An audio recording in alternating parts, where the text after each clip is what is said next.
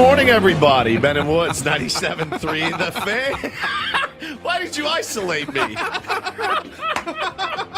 Were you committed to a mental institution over the weekend? It's getting closer and closer every day, my friend. I did not know I was going to be on isolation. Yeah, they've driven me insane. So insane that I shaved my head on a Friday. Yeah. I was wondering if he was going to put me just front and center. And I wondered this morning, should I just wear a hat and ease into it? And then I thought, no. Yeah, scared the crap out of people, man. It looks comfortable. It's so, I'll tell you the impetus for it in a moment. How many times have you ran your hands?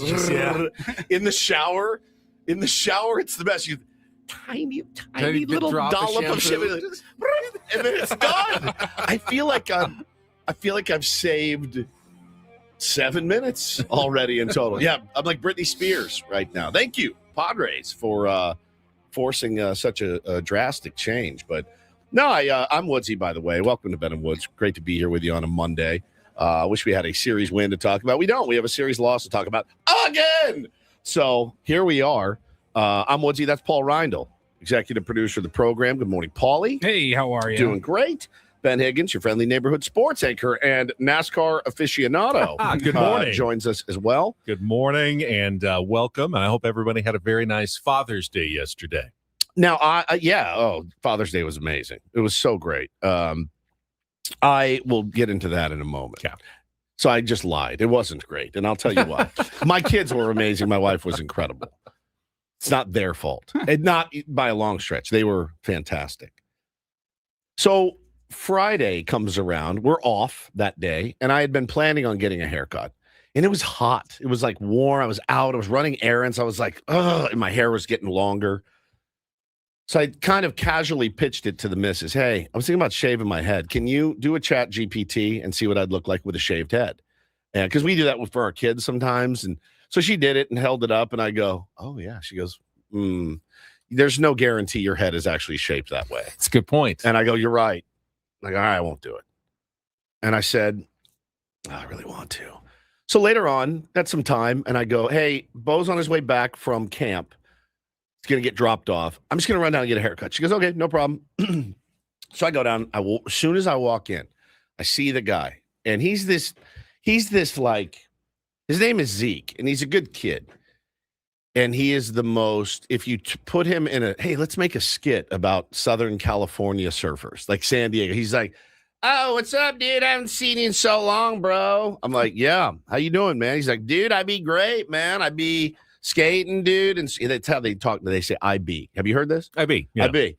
Dude, I be just grinding, man. And I'm like, I can either sit here for an hour and have him cut my hair, or I can just have him shave it. Oh, that only takes about 10 minutes. One would think. So this is a real double whammy here. Oh, no. So Zeke's my guy, dude. And he's like, I'm like, hey, man, I'm thinking about taking it down. He's like, dude, I love it, man. I be doing it all the time. I'm like, all right.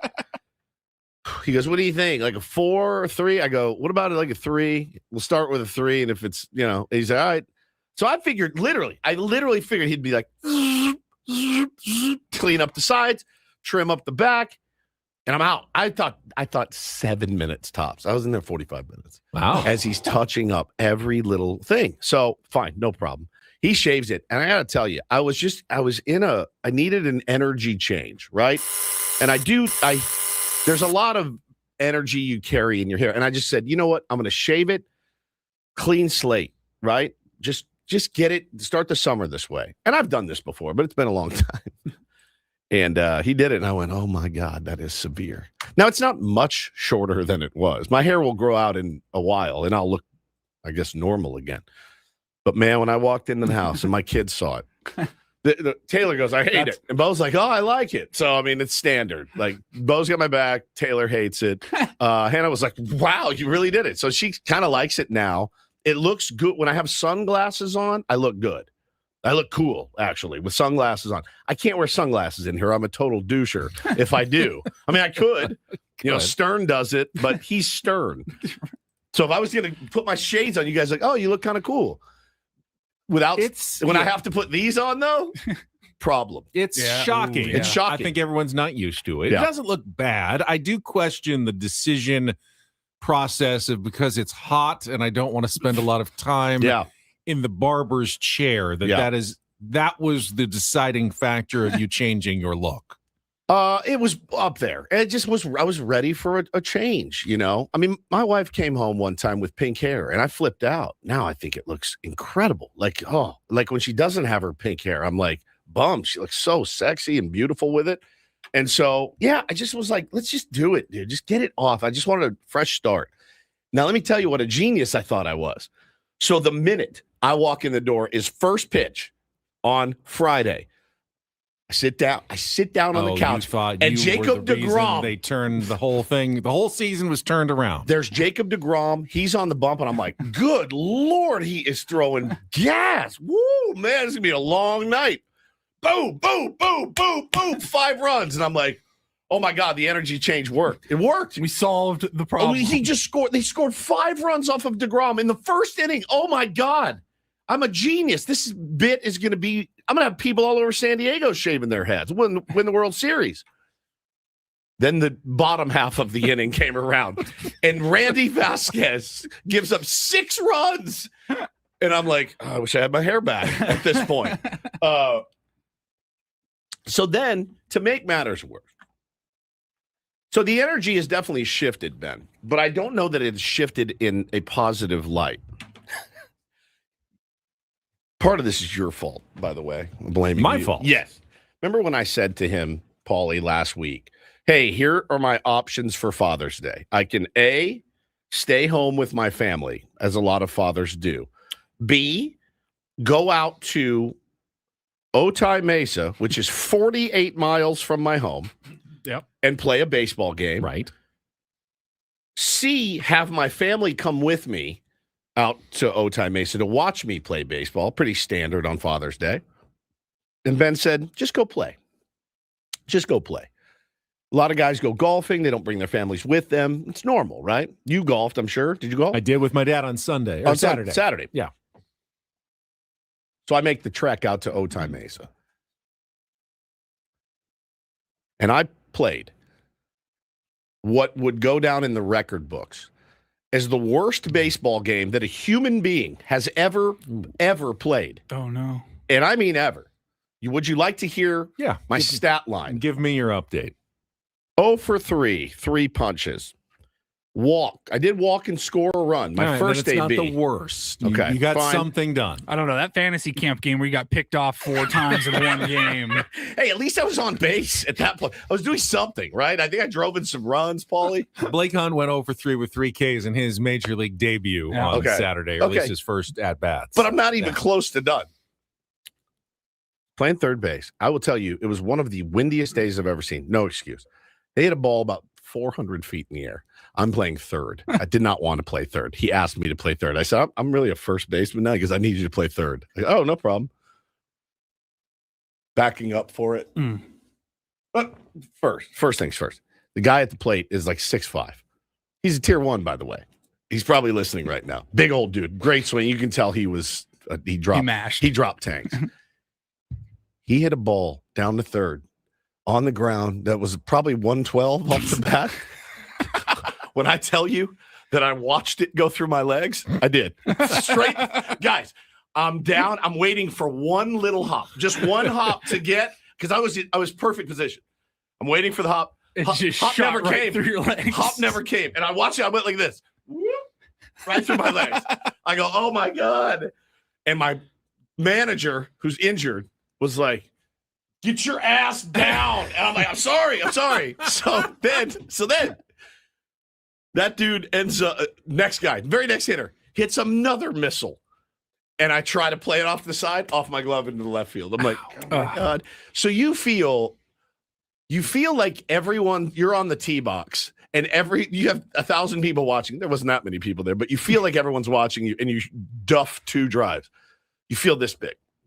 So then the guy's on third, the tier 1. And he goes, Woodsy, what's up, dude? How are you, man? Love your show. I'm like, thank you, man. Don't tell anybody about this. Next guy hits. You're like, let me tell everybody about it. Let me tell everybody. The next guy hits like a 300-foot pop-up. So I go back. I'll go back. I'm under it. Now I start to backpedal. Oh. And I end up diving back. It hits off my glove. I hit the ground like this. Slammed onto my back. Did you hold on to it? No, I dropped it. Now I made probably 4 other plays, ground balls, great throws, like no problem. Nobody's going to remember that. I'm not going to remember that. All I remember is putting together the single worst game I've ever played in my life. No question. It's the worst game I've ever played. And it makes you think. Now, the beauty is I'm so glad that my wife and kids were not there for a multitude of reasons. You don't want to embarrass yourself that way in front of your wife. It's very emasculating. Number 2, my son, Bo, would have gone, wait, you're my coach? So hold on. Let me Aren't these all the things you tell us not to do? Wait, 1 sec, Dad. Am I to understand that you, the guy responsible for that game, is going to tell me about having good ABs, about not looking at strikes, making plays? That's what I'm to understand. Ben, I would have had to sleep outside last night if my family was at this game. To add insult to injury, in between innings, you go over to your phone and you're like, 4-3, they lost. Oh my God, they lost the series to the Texas Rangers. And then you have a 50-minute drive to think about it on the way home. Now, Hannah texts me. She goes, look, I want you to flush it like you tell Bo to do. I'm like, no problem. It's a piece of cake. I was literally laying in bed last night going, you need to just quit. You need to just go to just go play softball already. Just go. just hang them up. But I can't. I won't. I'm just going to get better. I'm going to be better. I'm going to learn from my mistakes. Yeah, I didn't put in any work last week. I didn't go to the gym. I didn't hit. I hit for 10 minutes yesterday morning. 10 minutes. I'm like, I got a game day. I better go get some off the tee. That's all I did. I can't be mad about results I didn't get from work I didn't put in. It's not your career. It's not my career, but I should be a little bit better. And it sucked. It sucked. So the energy change hasn't really worked yet. Yeah, it has in the opposite. It's the worst. I'm having the worst time of my life with my new haircut. Well, I'm glad that your head feels cool. It does. You want to feel it? It feels good. Give it a rub. Do it. Oh yeah. I like that. Yeah. Now the other cool. I'm always tempted, but I can't really do it for television. I think my bosses would not be happy if I showed up one day. Man, that would be. It'd be amazing. That would be a buzz trip. cut. So the other thing I thought about driving home is this. I flipped open Twitter as I was walking to my car. People livid about the team, and I thought to myself, well, I can't say a word. Like, if you're looking to me for analysis about how they should be better, I can't give it to you. You couldn't have played worse than I played yesterday. Your physical inability to play baseball does not really impact your but it's very hypocritical. Commentary ability. It's very hypocritical. Like, you got to make that play, dude. Really? How about a ball hit right between your legs? Well, the 99.9% of the fan base can't say anything ever. Exactly. This game is hard, and it is humbling, and it is embarrassingly challenging for the best on the planet. I literally was driving on like, you can't say a word, dude. You can't say a word about what this team needs to do. So you woke up this morning and you decided, I'm going to challenge sports fandom and how it's been done forever. Correct. Because it doesn't matter the team and the sport. No, I think you chalk it up. I think you just chalk it up to, this game's really hard. It's very, very, it's so extremely difficult and impossible almost. We need to, as a collective sports watchers in this country, always keep in the back of our minds how incredibly difficult all of these sports are at the highest level. I mean, watching the U.S. Open. Oh, my God. I was a college golfer. That course would have destroyed me. I probably wouldn't have broken 100 out at Shinnecock Hills, as difficult as it was playing. The NASCAR race this weekend that I went to, we all drive cars. We go like, I'm sure they're really good at it and precise, but how hard is it to actually, drive? You're driving a car fast. F that. I saw an accident yesterday, a highlight of it. Oh my God, the how close those cars are. Oh, it's crazy. I have to tell you, and hopefully some of you saw the reel that Paulie put together. Great reel. I shot the video of the lap I got to do in one of the pace cars on Thursday night before the races. And we never topped 80 going around the track. It was one of the coolest things I have done, getting to go around a real NASCAR road course at Naval Air Station Coronado. That's sick. And they weren't NASCARs. These were like SUV pace cars, and the physical demands of being a passenger, of going around the curves, like bracing yourself, like taking the curves at 60. At no more. I mean, breaking down to like 45 or 50 on the curves or whatever it was. And then thinking about these guys are going more than double this speed. Oh, yeah. They're doing it for hours straight with a bunch of other cars just inches away from them.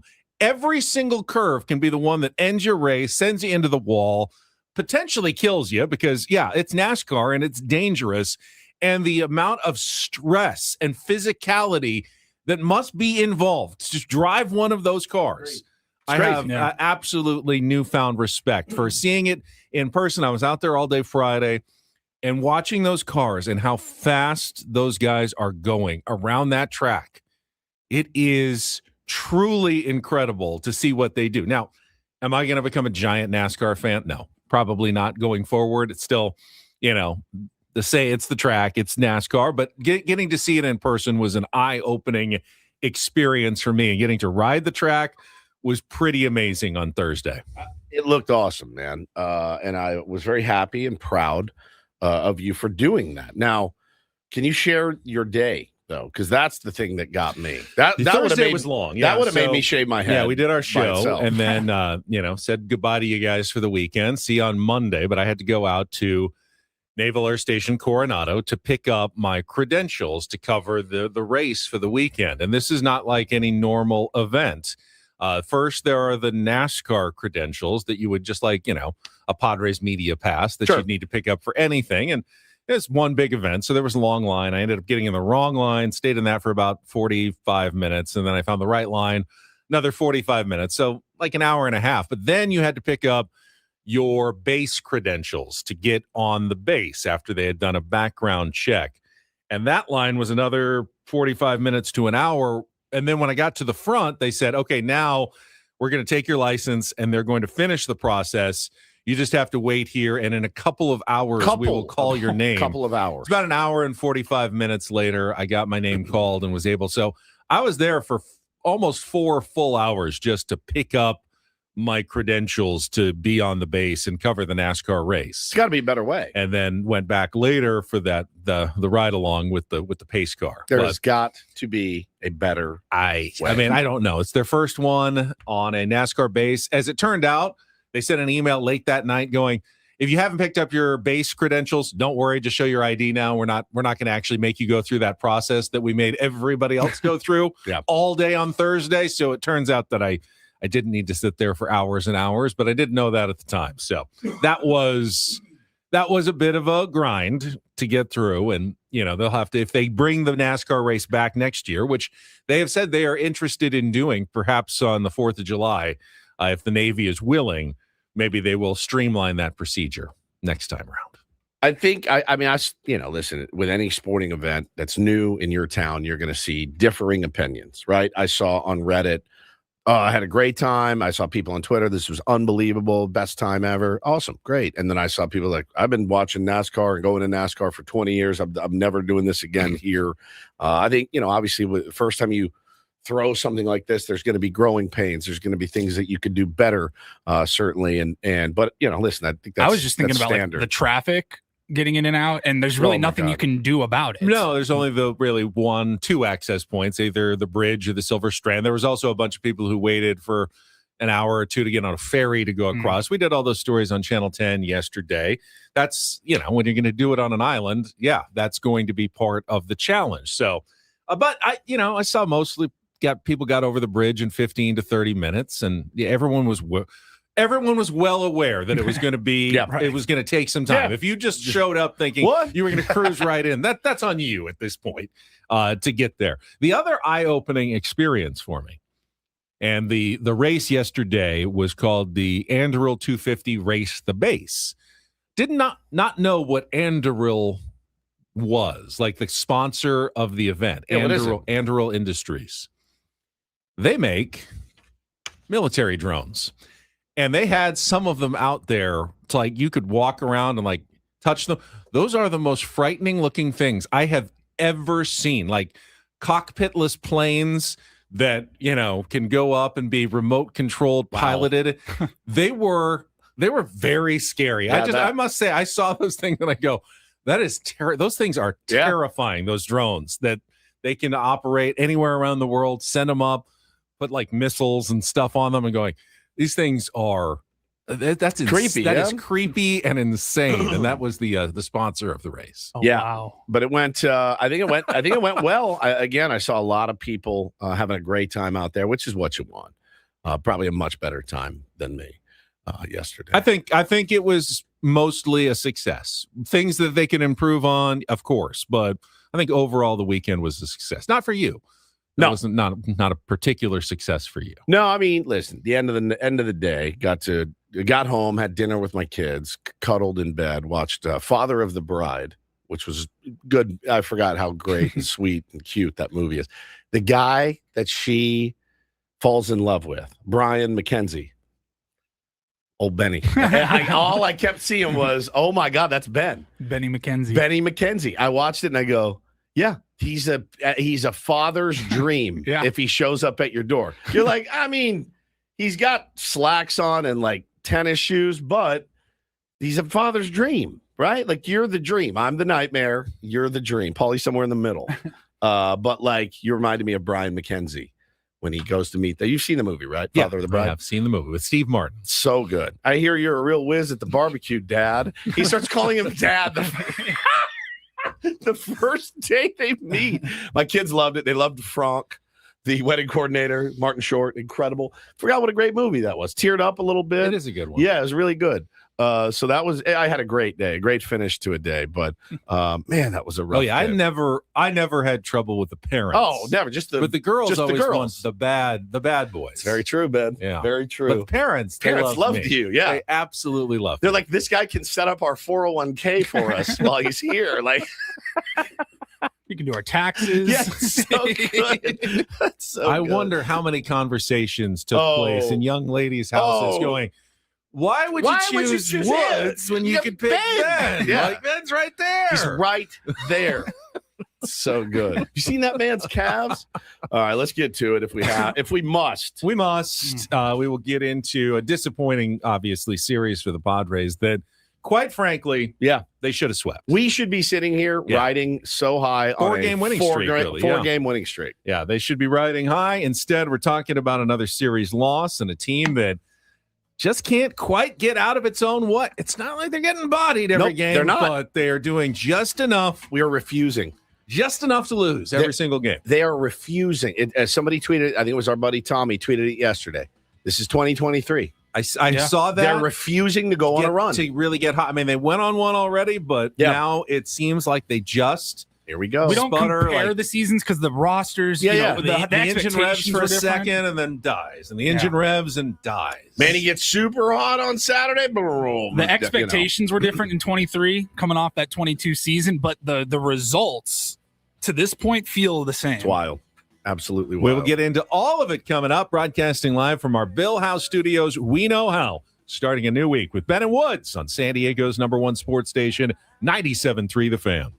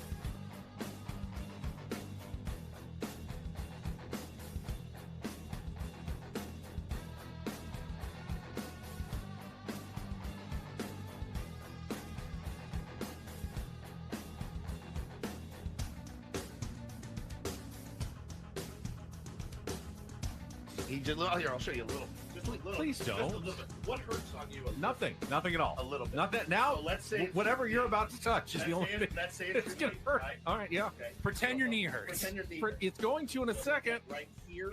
Oh, that is not pleasant.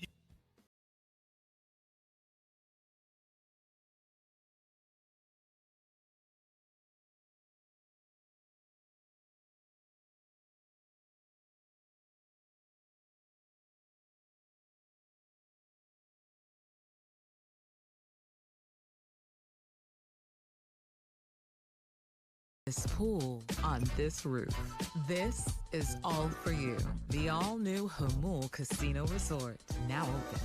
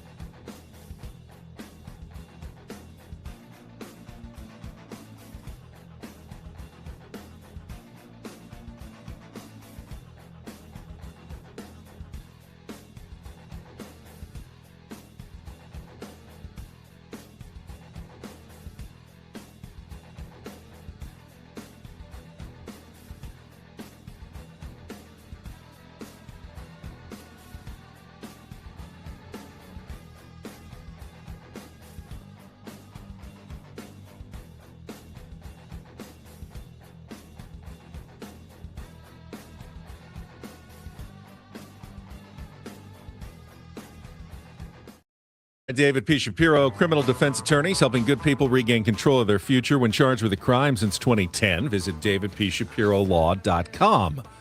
By the way, congratulations to Corey Haim, who won the NASCAR race yesterday. First ever victory on the road course there at Coronado. Not to be confused with Corey Haim, who was one of the two Coreys, you'll remember.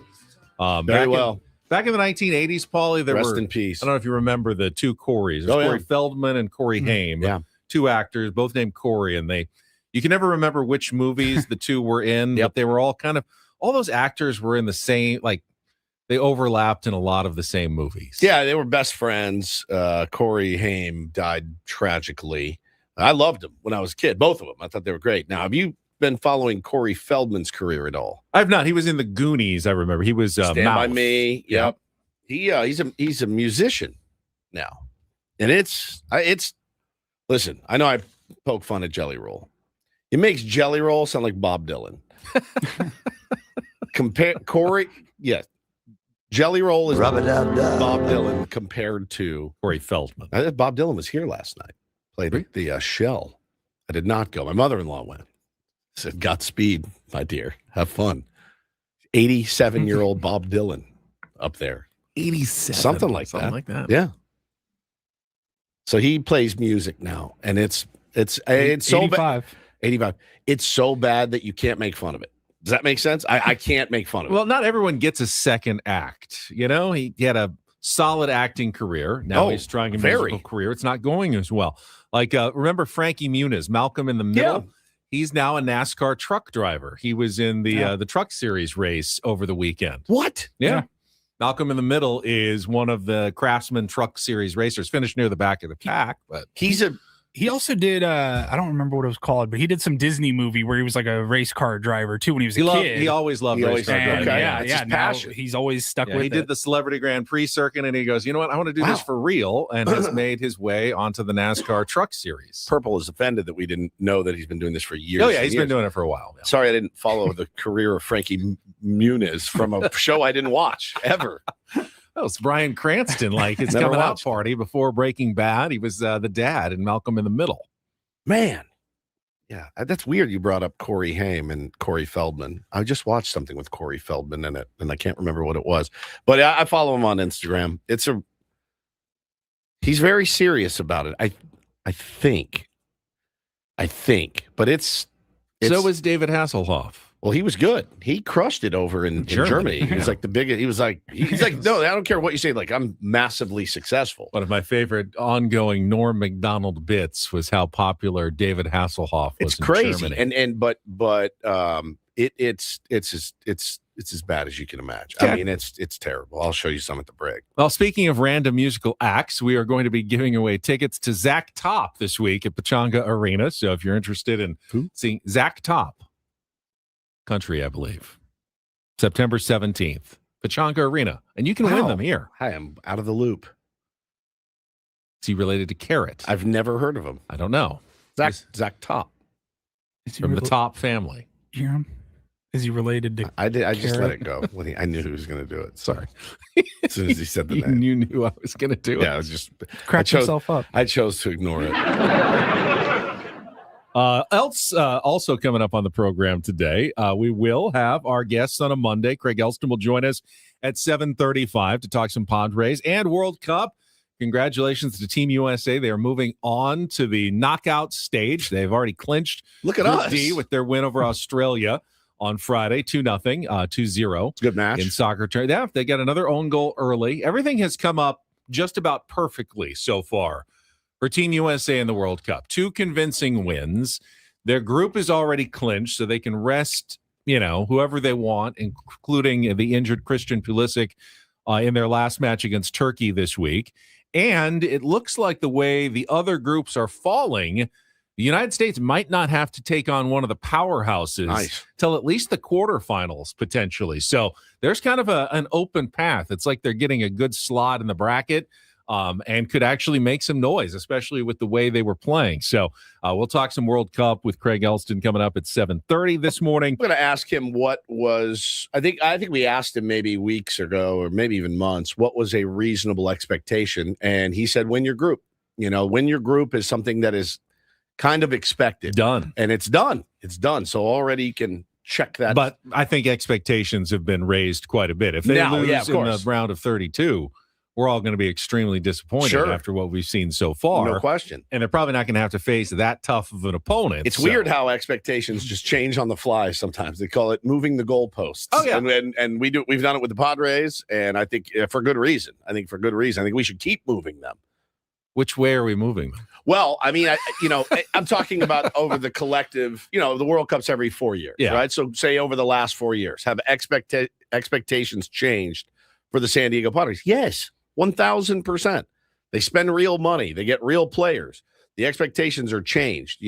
Squeaking into the playoffs is great. It's great, but winning a playoff series is also. But like in spring training this year, we all said we expect this team to compete for a wild card. We don't think they're going to win the division against the Dodgers.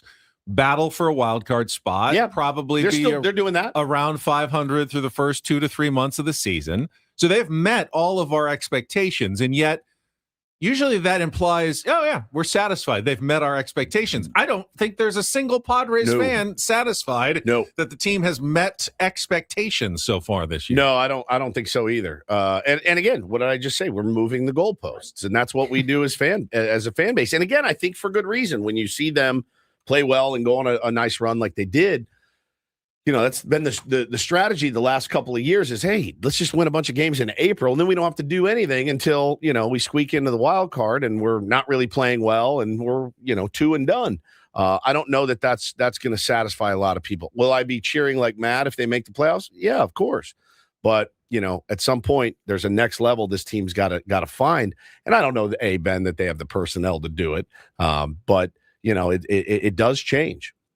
In our 8 o'clock hour, we'll play a new week of Take on Wood, still qualifying for the staycation and $250 food and beverage credit at the Town and Country in Mission Valley. Dennis Lynn will go inside the Padres from the Athletic at 8:35 with his weekly appearance, and then our 9 o'clock hour will feature the Reindl Report and our MLB Reacharound, wrapping up the rest of baseball over the weekend. So that was what we've got coming up for you. First, we will start with our crap-up of yesterday's 4-3 loss to the Texas Rangers, and we'll get into another unfortunate, just like inning for Lucas Giolito, the inning that ruined the Padres. Well, 2 innings, I guess, that ruined the Padres yesterday. That is coming up next with Ben and Woods after traffic here on 97.3 The Fan.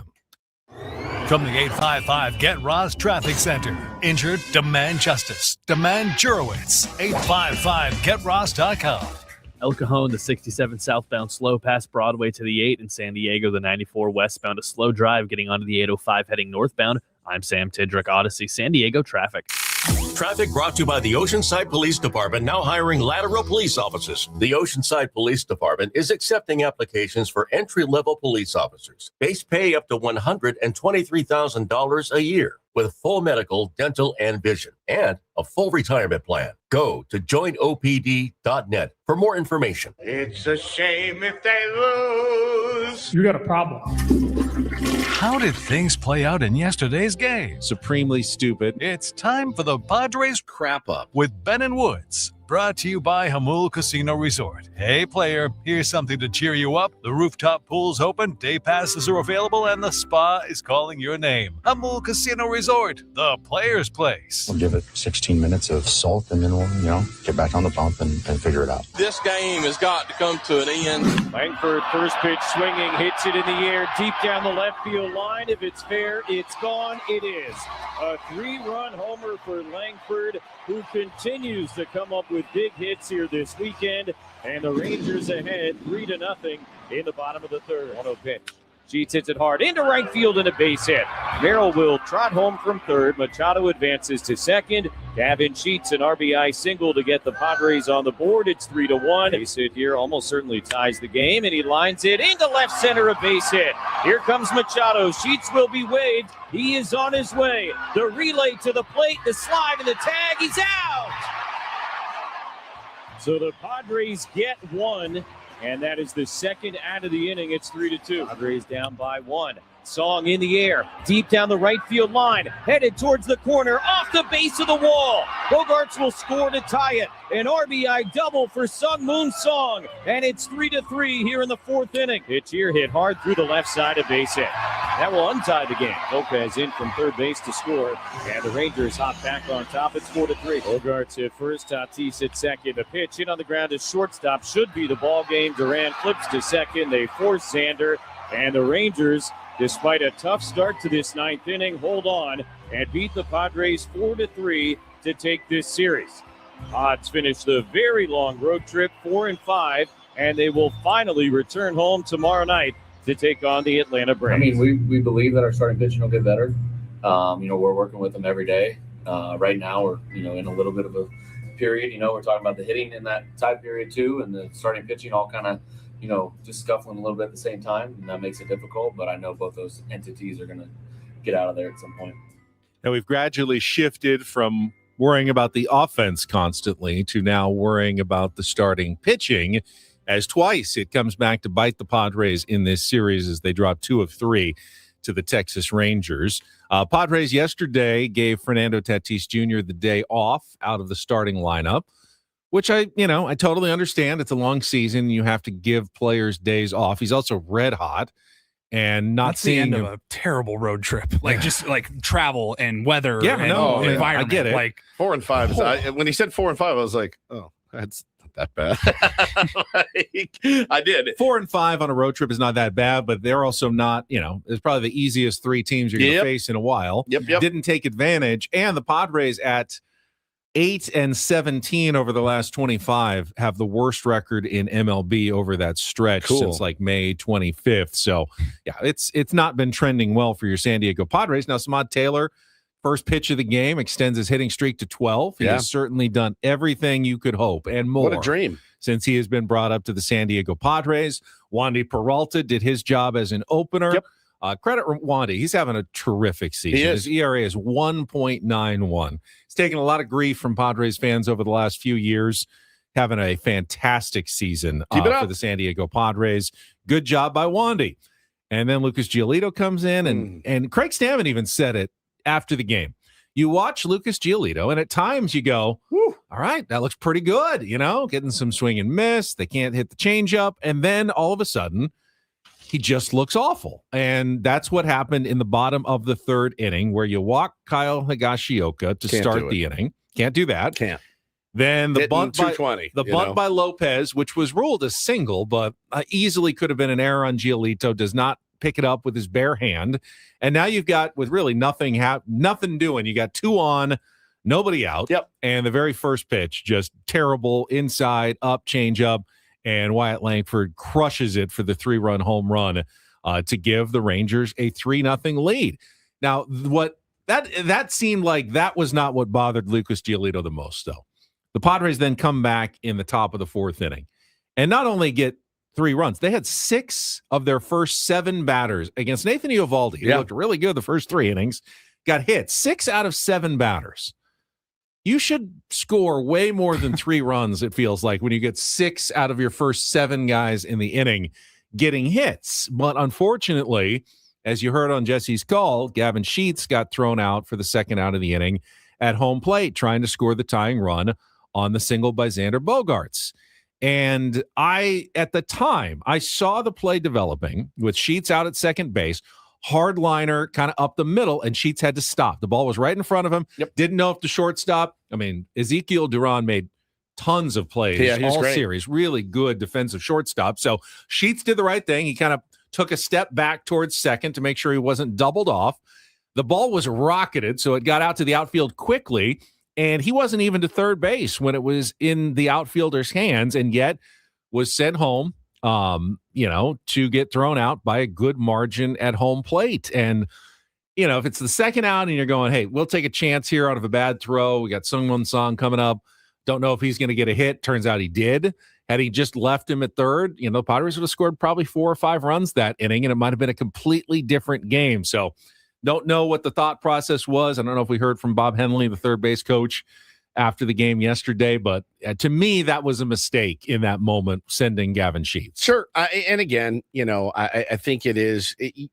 I think it is a symptom of trying to make something happen. I do. And I think mistakes like that on the base paths is, we've seen Fernando with some real bonehead decisions, trying to get a jump start, right? Trying to force the issue, not trusting the guys that are coming up because the offense has been flailing. You see it all the time. Like bad send. You're still early in the game. You still have time to score more runs, right? It's not like it was a send in the 9th inning and would have tied the game. No, I mean, it was an early in the game. You don't really trust who's coming up. You made the send, fine, and he was out. And as Cole points out in our YouTube chat, sent home very nonchalant. Very nonchalant, too. yeah. It's just like, kind of a little casual point toward home. Like, hey, give him the big like windmill, like go hard. Not that I don't think Gavin Sheets was. No, he was going hard. He was going hard. As hard as he can go. He's going as hard as he can go. It's the start and stop. He might not be as slow as he looks, but he ain't fast. And to me, that was an unwarranted risk with one out in that situation to send Gavin Sheets on a play like that. But ground ball gets him home. But what Lucas Giolito was really mad about is his team then gets him off the hook right away with 3 runs, and then he comes right back and gives up 3 straight singles, including the Josh Young RBI that puts the Texas Rangers back ahead in what turned out to be the last run of the game in the 4-3 loss for the Padres yesterday. Yeah, and I saw somebody, tweeted at me, Craig Stammen was a pitcher. He's got to know when a guy doesn't have it. And I'm like, all right. I mean, the team comes back. How many times have we seen pitcher? I was actually impressed that he only gave up 3 at that point, right? And was like, I think you look and you go, all right, we have no days off. We have the Braves coming in, then the Dodgers. Like, I'm not going to murder my bullpen in the 3rd inning. If Giolito continues to suck today, then he'll just wear Taking him out after 4 innings pitched, which is what he did because he didn't pitch the first. That is knowing your pitcher doesn't have it. Correct. You can't just take guys out after 2 1/3 in the middle of a long season. You can't. You just don't have the bullpen arms for that. You have to get a minimum of 4 out of your starting pitchers. You got to. In pretty much every situation. That's all you can do as a manager. Like, I guess I can only get 4 out of him. That is knowing your pitcher doesn't have it there. That's exactly right. And again, the management with hindsight is really simple to do. But again, you have to have the guys down in the bullpen. And our bullpen, it had been a little bit used. It was a little bit overworked. And it took us, 6 pitchers to get through the game yesterday. And that's with Giolito, going 4 innings.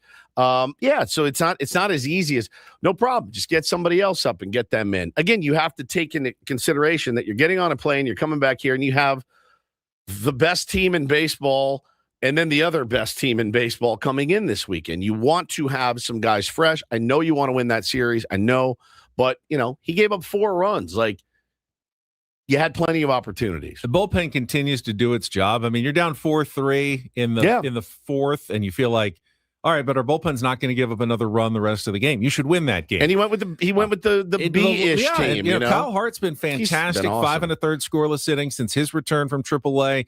That allows them. Remember, they sent Bradley Rodriguez down when Mason Miller was activated just to rest him a little bit. Jeremiah Estrada's been on the injured list. The bullpen has not missed a beat. Yeah, bullpen's been fantastic. They've done everything that you could possibly ask for them to win the game. Offense could not come through, and you're finally seeing the top of the order. I mean, even in the 9th, Tatis and Bogarts to pinch hit single and a single to start the inning, but then you get your 7, 8, 9 coming up, and there's really no alternative other than to see if they can come through for you. And right now the Padres are so thin that 7, 8, 9 is not guys that you can really count on. Your catcher position, Sungwon Song, might be Ty France one day, who's been, hot and cold, but mostly cold over the last month, other than his 2 home run game on Friday. You're just not getting production now from the bottom, even though your stars are starting to hit more like the stars that you need them to be. That ultimately is a good sign for the Padres. It's going to help, but you still have some weaknesses now at the bottom of the order and in the starting rotation that you need to address. Yeah, and I didn't love the Fernando Tatis Jr. day off, but Jesse was talking about it on the radio. I think he hadn't had a day off in a long, long time, like May 9th or May 3rd or something. So it had been a while, playing a lot of games, playing really hard, by the way, like tearing it up out there as best he can. So the day off was needed. Comes in, of course, gets a hit immediately, seeing the ball really well. But yeah, it's tough, man, when you're trying to win a series. But you had enough. You had enough yesterday to get the job done. And Giolito's just, I don't know, Ben. I don't think he's long for this team. You've got the option of Herman Marquez, Johnny Brito, Matt Waldron, all down at AAA, either rehabbing or pitching, that you could make a change at some point. There's a reason why Lucas Giolito went unsigned for so long. We couldn't figure out why. We couldn't figure out why he seemed to be so cheap. Well, you're seeing it now. Now you see it. Other teams also have scouts, and they just thought, we're not paying a ton of money for a guy who stuff isn't that great. Apparently 89 doesn't play very well. Just isn't. All right, we will continue to talk about the Padres weekend that was. Here, the Manny extra inning home run. That was a nice moment for your San Diego Padres. Get to that and more coming up next year on The Fan.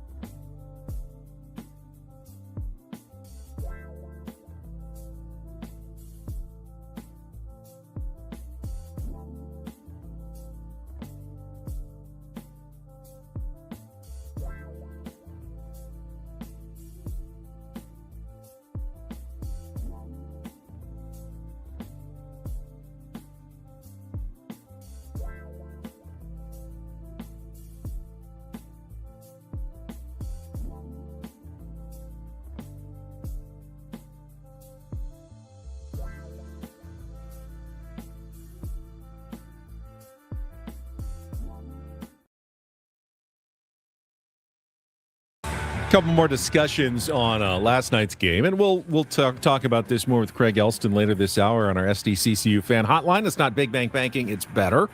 I had the question in our chat: shouldn't Ty France have been sacrifice bunting in the ninth inning to push, Tatis and Bogarts to second and third?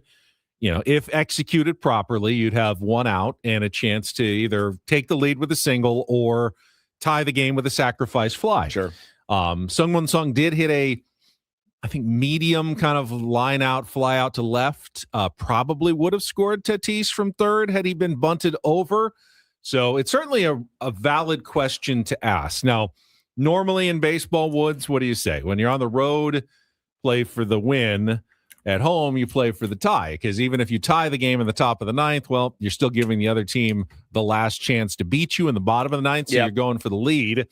Looking at that bottom of the order, France, Song, and Duran. France is clearly the one of those three that you want swinging the bat. Yes. And not bunting, unfortunately. If Sungwon Song had been up in that situation, no doubt about it. You lay down the bunt. I think if, because it was Ty France and he's your best chance to get a hit of the next three batters, I see the argument for letting him swing away. Has 2 home runs in the series already. He gets one into the gap. You've taken the lead, and you have a chance to add on. Oh, you get a knock. You tied the game anyway, and you got a runner on third, and now you can play the sacrifice game or the safety squeeze, whatever you want to do. In hindsight, I wish Ty France had bunted, because they would have had a chance to win the game, which they did not win. Yeah, did not work out the way you wanted it to. So it's always easy to second guess the manager, and I just did it and I second guessed the third base coach, Bob Henley, on the send of Gavin Sheets. Paulie did pull some audio of Craig Stammen discussing that, so I thought, fair enough, let's give Craig Stammen his chance to defend his coach in the move there in the top of the fourth inning.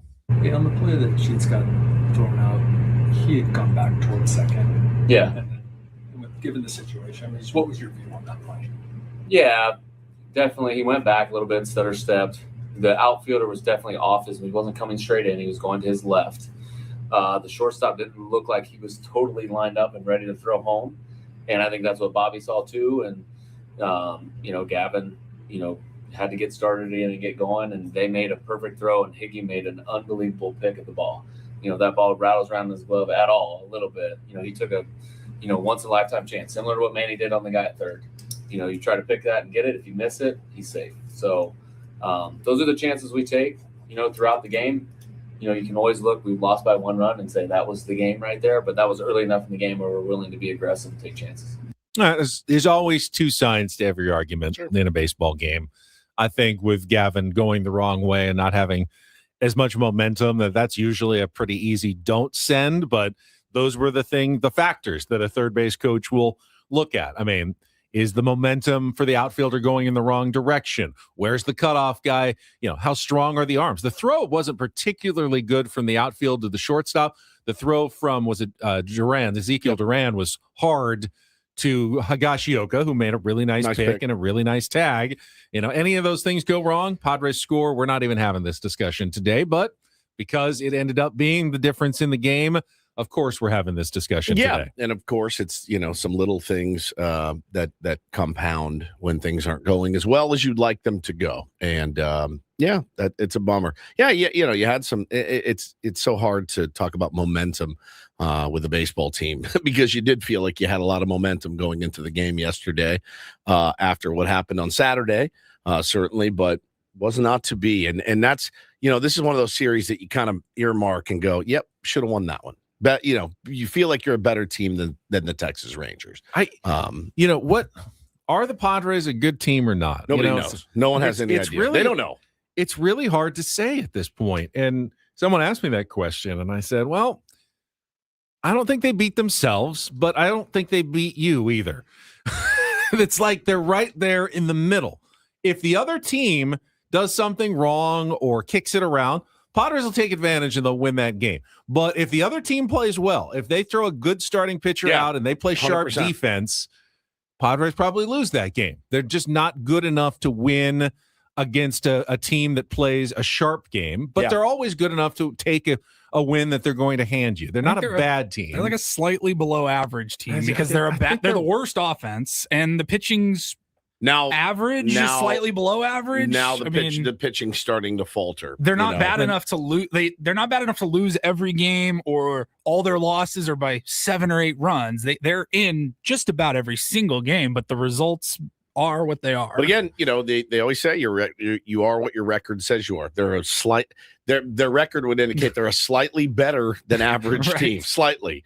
Their expected win-loss, they're outperforming that. Slightly under 500. Slightly under 500. I think right now this is a middle-of-the-pack team that needs to get better if they're going to have any chance to make the playoffs and make any noise in the playoffs. Oh, yeah. Yeah, 100%. Yeah, I felt the same way about this series, though. I always go back to, the saying in baseball, it's like every team loses 60, wins 60. And the season, if you think about it, can really boil down to 42 games for every team.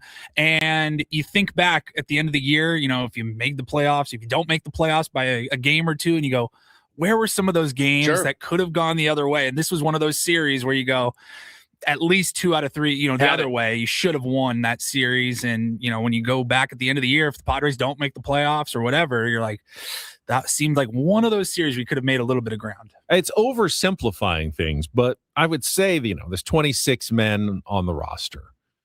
Most of those Padres had pretty good series. There were a few that did not. Randy Vasquez did not.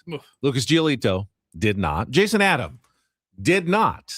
Most of the rest of the guys who were in there, though, did their jobs, did it pretty well. I mean, that's a large portion of your team that is coming through. Some big hits from just about everybody in the lineup. I mean, Gavin Sheets homered in the first game, had a RBI single yesterday. Manny Machado, obviously, the big home run on Saturday. It went 1 for 3 yesterday, drove in another run, scored another run. Jackson Merrill's had a bunch of hits lately. Fernando Tatis Jr. is hitting the ball well. Xander Bogaerts had 2 hits yesterday. Ty France had 2 home runs in the series and a hit yesterday. Even Sungwon Song came up with a big hit in yesterday's game off the wall. The bullpen, other than Jason Adam, has been incredible. Samad Taylor's been great. The bullpen, other than Jason Adam this weekend, it was really, really good for the most part. It's a lot of players who are doing their job to lose 2 or 3 games. Has anyone told Jason Adam that this new strategy of giving up a home run every time he pitches is probably not one that you want right now?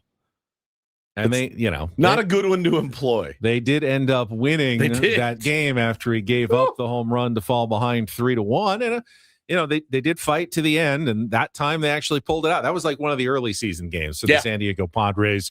Coming back right away with the 2 runs. Jackson Merrill, big clutch hit. He needed something like that to tie the game on Saturday. And then it goes to the top of the 10th inning. Padres get their free man on, get the walk. So it's first and second. Manny Machado's coming up to the plate. And we all know he has not come through in a lot of those situations this season. It feels like it's been a tough spot for Manny Machado because it's been a tough season. But this time, he absolutely came through. Manny swings, hits it in the air, deep to left center field. Freeman's going back. He turns to watch. This one, gonna go! Manny Machado, a 3-run go-ahead homer in the 10th. And the Padres are back ahead. It's 6-3. Team leading 13th of the season. Much needed. When he does it, he still makes it look so easy. You're like, oh, you got, I mean, if you watched that at bat, get ahead, spit on the slider outside, get 2-0, know that he's got to come into you because he can't load the bases there with nobody out, find your pitch to hit, and then drill it. He looks like an elite baseball player. I mean, that was just the perfect Manny Machado at bat there. It's still in there. Just need it to come out more often this season for the San Diego Padres. Yeah, indeed. I mean, that series, we'll talk about Friday when. Talk about it now. Here. That was like the final form. That's the game that I could not believe what I was witnessing in the first inning. It was one of the worst losses I've ever seen. And you didn't have to lose that game. Right? You didn't have to lose that game. I understand Randy had an atrocious bottom of the first. Your team spots you to a 5-run lead with a grand slam by Ty France off of, again, Jacob deGrom. We talked earlier in the season about foot on the throat. What did deGrom end up going? 6? Gave up 5 runs? Like, It is so maddening for that to happen. And Randy's been trending in that direction. He has gotten incredibly lucky, in my opinion, based on some of the loud outs he's given up. It goes back to the Dodger series. I remember they were tattooing balls off him right at guys. And I'm like, man, this dude is going off the cliff. I don't know what it is, Ben. Is it confidence?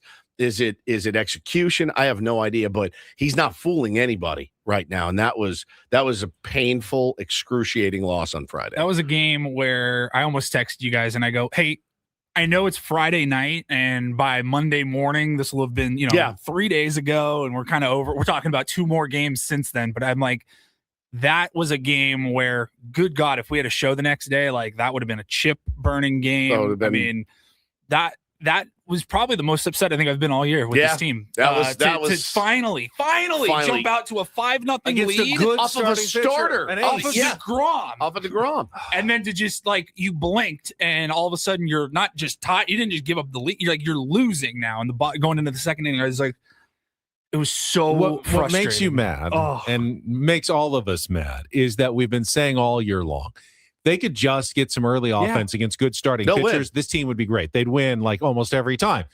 So when it finally happens, it makes us all just look stupid when they actually lose that game because it makes no sense at all. That's what we've been asking for all year long. Well, to be fair, we look stupid a lot, just so you know. I was disappointed, and I was watching it on my phone from the NASCAR race. So you were in hell. I saw the first play, though, of the bottom of the first inning when Ty France bobbled it, but recovered, and Randy Vasquez was right there. Should have made that catch. You get that first out, and you get the sense that, the game is going to be very different. It shouldn't be. It should be like, all right, even if I let that guy come around to score, just bear down like I'm starting the game over. Right. And it's 5-1, we're fine. Absolutely. But Randy Vasquez let that inning just snowball, spiraled out of control on him, and you felt like, his mistake there at the beginning, that he wasn't mentally ready to overcome it in that situation, and that's disappointing because Randy Vasquez has been pretty mentally strong in what we've seen when he's pitched for the San Diego Padres. Gets himself in trouble, gets himself out of trouble a lot, and he just could not get himself out of the trouble there in the bottom of the first inning that he made for himself. Imagine me walking around the house with this new shaved head after watching that game. I mean, I literally, it was like a Britney Spears moment. Now, I did it before the game. I thought I was changing the energy of the team, and I thought I did there for a moment, and then it went from really great energy to bad energy. That was a nightmare. And we talked about it with yesterday's game. All right, Ty France ties it up with another homer off DeGrom in the fourth. So it's 6-6.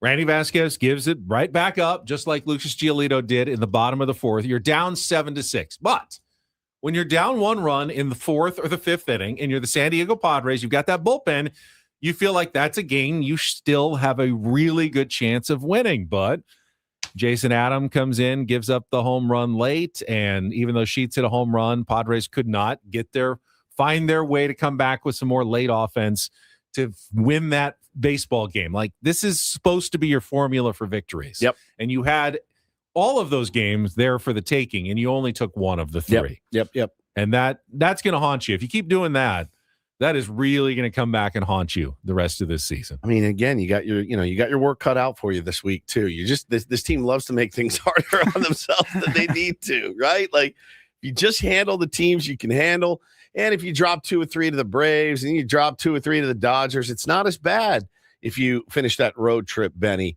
a couple of games over 500. But you came back a game under, and now you got to fight, and now you got to grind against, again, 2 of the best teams in baseball. A couple other notes from the weekend. I think we'd be remiss if we didn't mention Walker Buehler. Oh, he's fantastic. Didn't get a win, but as we all said, that was a great move, and we love him. We're so happy to have him here. Very solid 5 1/3 innings. I remember that day. When we saw the news, I remember, I don't know about you guys, I remember going, that's like, look, come June, July, like that's probably your guy. Ace. Yeah. That's the guy right there. Anybody think he'd be a better pitcher than Michael King or anybody else? I mean, he is the guy you're like, whew, Buehler's on the bump. At least we have a shot.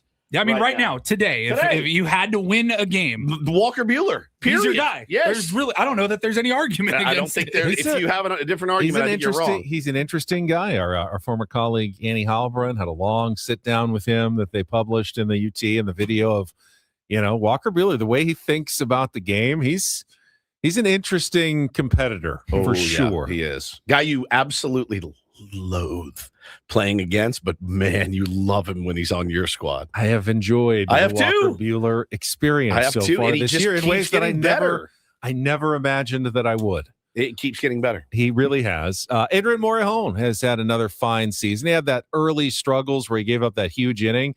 Since then, his ERA has been constantly going down, and he got another win. He's now 2 innings, 5 strikeouts, 1 hit, and that was an infield dribbler. 6-1 now this year. He had 9 wins last year. 15 wins as a relief pitcher in the last season and a half. I think I saw that was like 3 or 4 more than any other relief pitcher in all of baseball. He's a real weapon that the Padres have used well out of the bullpen, and it was good to see Mason Miller come back to get the save in the 10th inning on Saturday after his personal leave, and still whatever's going on with his family sounds like it's not great, but he's back with his support system, with his teammates, and it's good to see Mason Miller back getting his 20th save, even though he did allow the free runner to come around and score. He also gave up an infield dribbler, but that's fine when you got a 3-run lead. Does not matter, and his ERA is down to 0.86.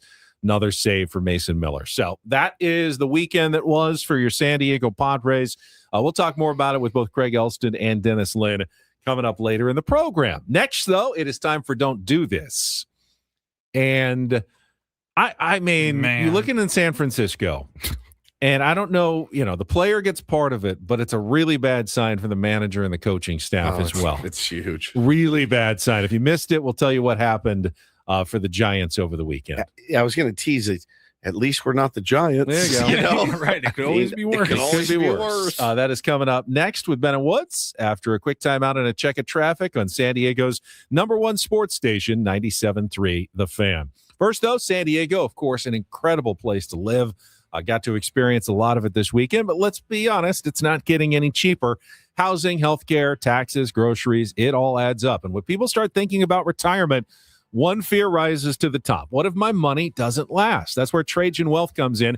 TRAJANwealth.com. Trajan Wealth's fiduciary advisors help people build retirement strategies designed for today's reality. Here, factoring in inflation, market uncertainty, and the real cost of living in America's finest city.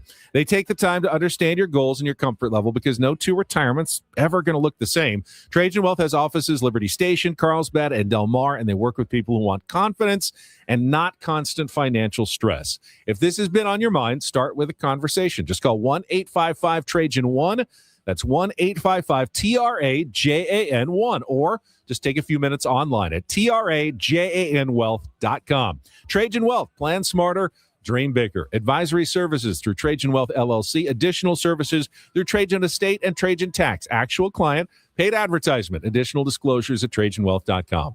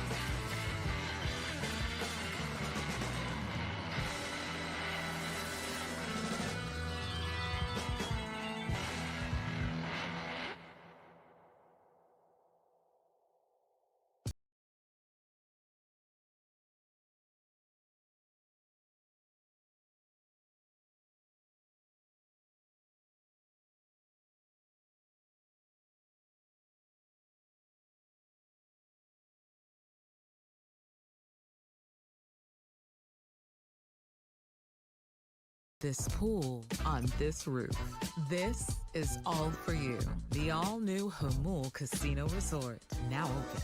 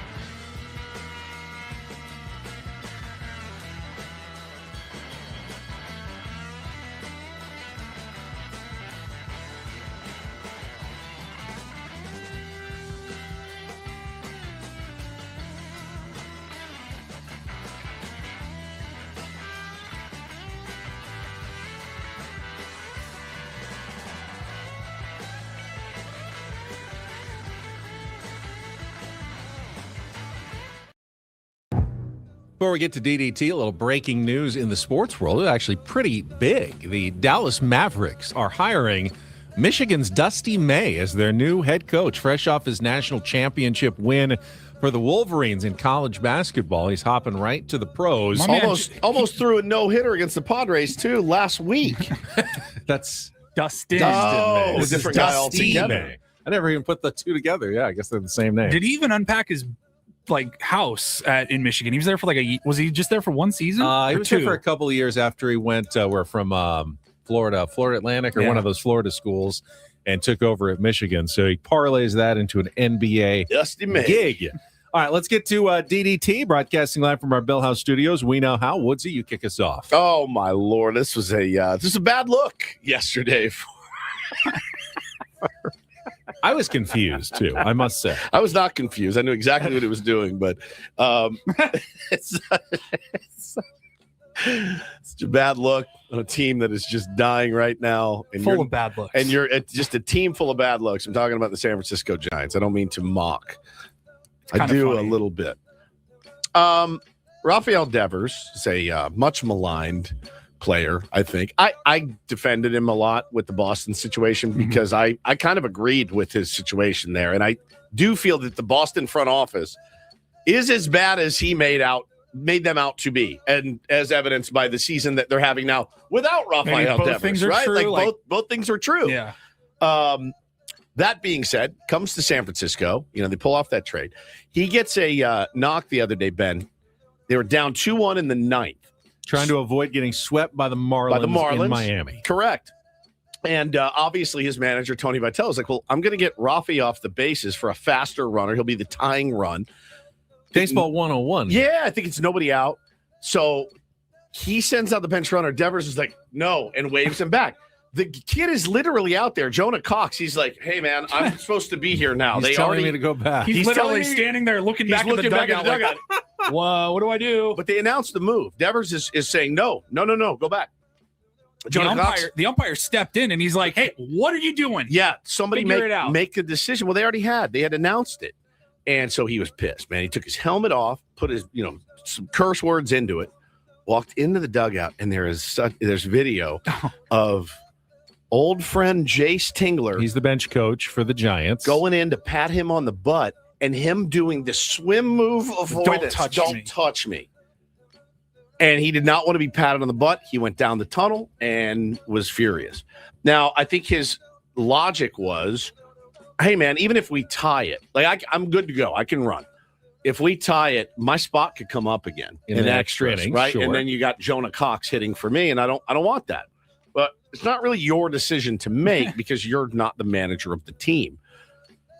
And so if you don't come around to score, though, we lose right now. Correct. And if that speed, like a step or two, makes a difference, we need to take that advantage if we can. Again, this is not Rafael Devers. I'm Rafael Devers. I did my job. Now you're like, go let ahead, someone else go run for me. Like, you can't blame me for any of this at this point. So the funny thing is the way that Vitello couched it after the game. He said, look, he was signaling to us he's good to run. We DH'd him in the first game because, from running and base running, some soreness in his leg. He's good to go. Part of the game. We know how competitive he is.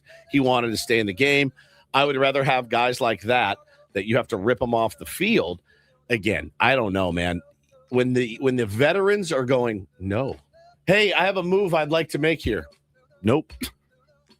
It really kind of usurps the power from the skipper in a big way. And they asked him, are you planning? They're showing him up, and then they're showing him up and showing him up. And you just fill out the lineup card yourself then. Yeah, like, you guys just right in where you want to play. It's the inmates running the asylum, so to speak. But they asked him about it after. Hey, are you going to talk to him about it? And he said, no, I don't need to talk to him about it. I'm like, I think you probably do. And it's gone from bad to worse in San Francisco. And it was a bad look. All right. For my DDT, I don't know that we can have big golf events in New York anymore. Coming off the Ryder Cup, which was pretty embarrassing in terms of the fan behavior against the European team that just waxed the United States a few months ago. Yeah, this weekend's U.S. Open at Shinnecock Hills. And I get it. Wyndham Clark is not the most popular. He's not my favorite golfer in the world. And he had a couple of incidents like last year. Remember, he destroyed the locker at Oakmont when he missed the cut at the U.S. Open, and he threw that club, nearly injured a volunteer. Apologized profusely for both of them, though, and I don't think he's a bad guy. But every single, it seemed like, fan you could hear in the final round of the U.S. Open, he had a 6-shot lead over Scotty Scheffler in the final group. Like from the very first tee, fans, you could hear them yelling, "Get in the bunker! Get in the bunker!" Like, just actively yelling and cheering against him, the whole gallery, the whole round, because they wanted Scotty, I guess, to win on his 30th birthday and complete the career Grand Slam. Whatever the reason is, that to me was a tough look. I don't think Wyndham deserved that. And so I'm defending Wyndham here, but you're saying that the fans there were too mean to him. They were too mean to him. Yes. I mean, he was an American trying to win the U.S. Open on like home soil. What did he say about it? Did he say anything? He was good at the end. He said, "I know you guys, you don't like me, but I love you, and I'm just going to keep trying to win you over here." He seems like a decent guy. I think he's had some mistakes. He certainly has had a couple of blow-ups. I think he's got a bit of a temper sometimes. He's trying to be better, and I'm going to give him credit for that, and certainly give him credit for coming through and for the second time in 3 years lifting the U.S. Open trophy, but parring the last hole. Very tough final hole, just like he did at LA Country Club 2 years ago by lagging a putt from about 50 feet to a couple inches. I miss those days. I'm done. You're fine. All right. Are you sure? Yeah. Okay. I'm sorry those guys were mean to your golfing buddy, Wyndham Clark. I'm not even a Wyndham Clark fan. That's why I thought like it was so over the top.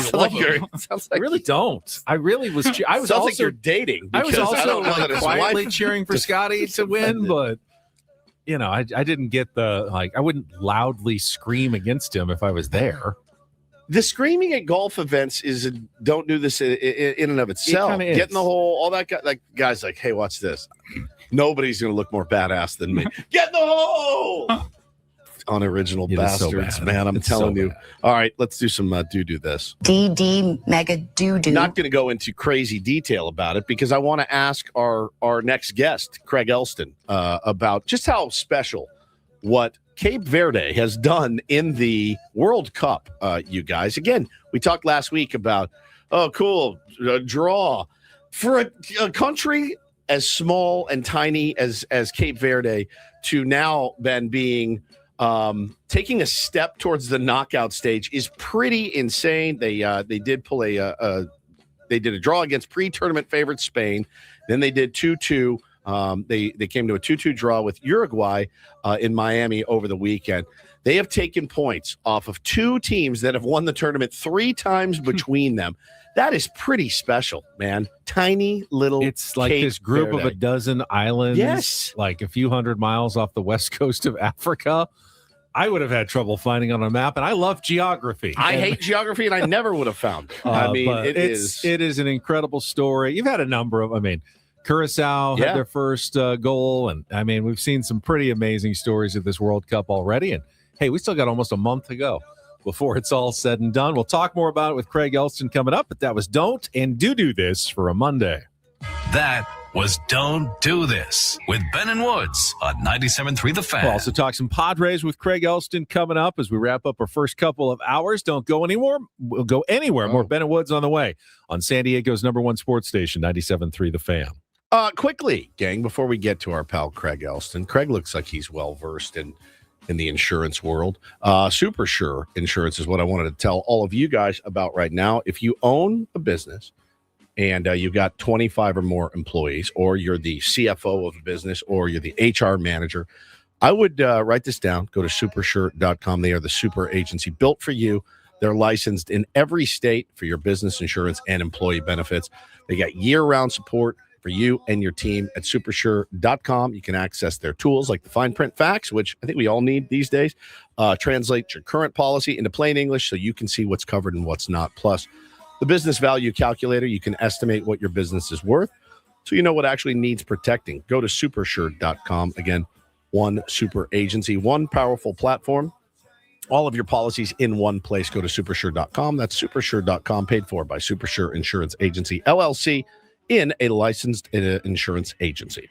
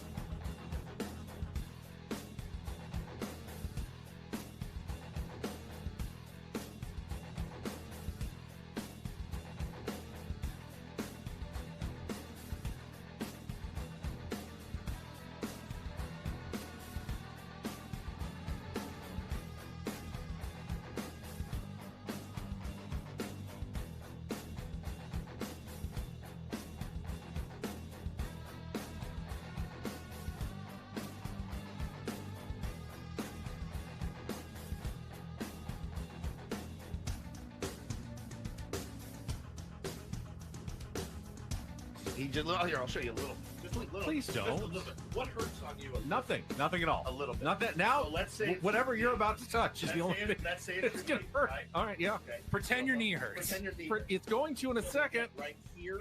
Oh, that is not pleasant. Hey, player, this is all yours.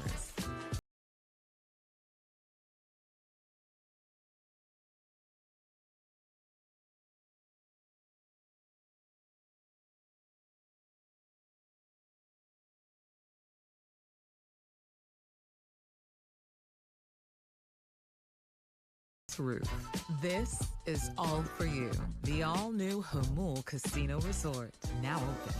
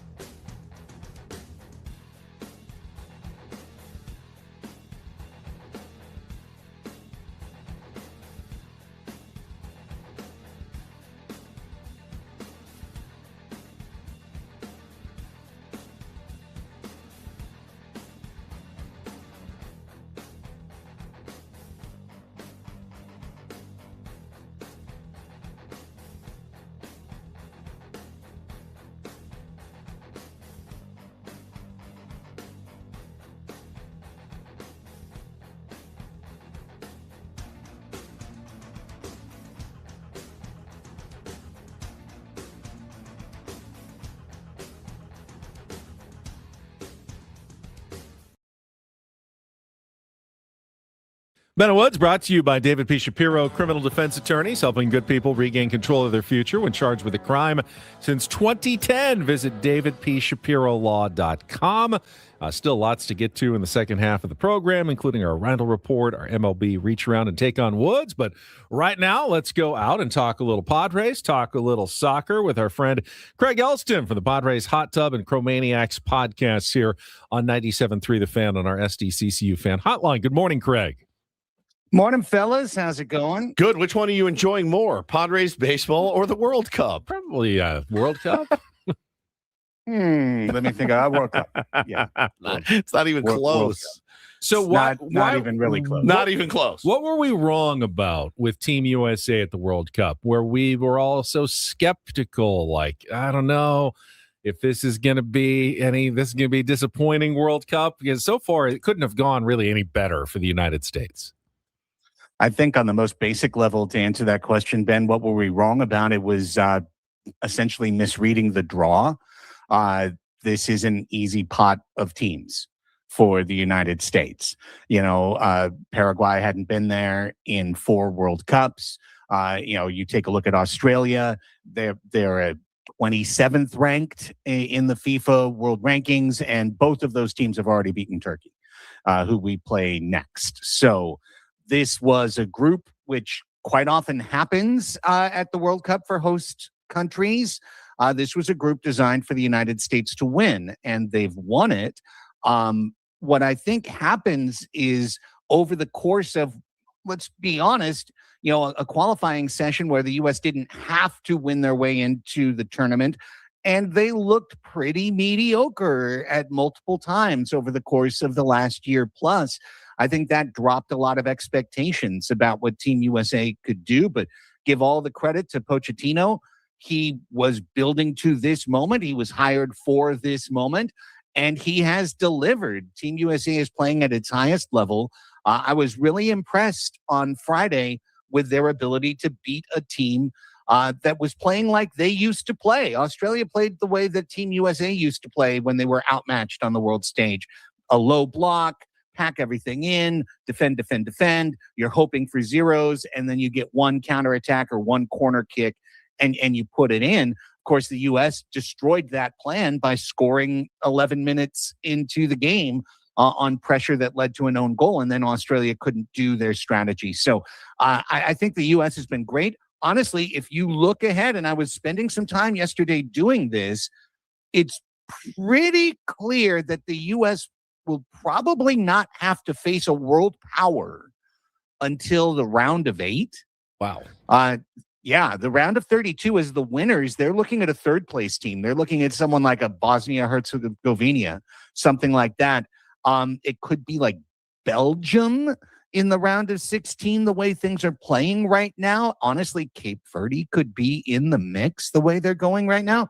And it probably wouldn't be till the quarterfinals that they saw a true European or South American power. I enjoyed the end of the Australia-USA match immensely. It got incredibly chippy, Craig. And did you see anything there where you're like, man, they really, because, you got to be careful, right? You don't want to accumulate all those yellow cards. But did you see anything that was like, probably could warrant a red? I just thought they did get a little bit out of control there at the end. I enjoyed it because I do like chippy sports. But what did you see at the end of that game? Yeah, nothing red worthy for sure. The captain there, the big guy, Harry Suter, got tangled up with one of our fellas.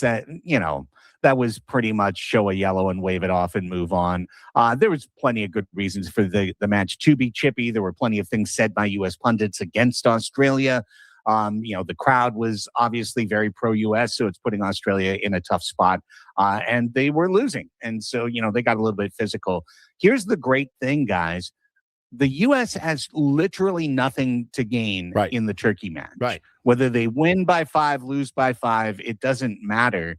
So every player who's picked up a yellow for the United States so far, Poach can just sit them. Yeah. Like Balogun should not play on Thursday. There's no reason, because why risk having him out for the round of 32? So a completely rotated lineup on Thursday, a low stakes match, and hopefully the U.S. just keeping their form. Is there any worry that you don't want to lose the momentum by sitting so many guys? I think the strategy is correct. You can't risk more yellow cards.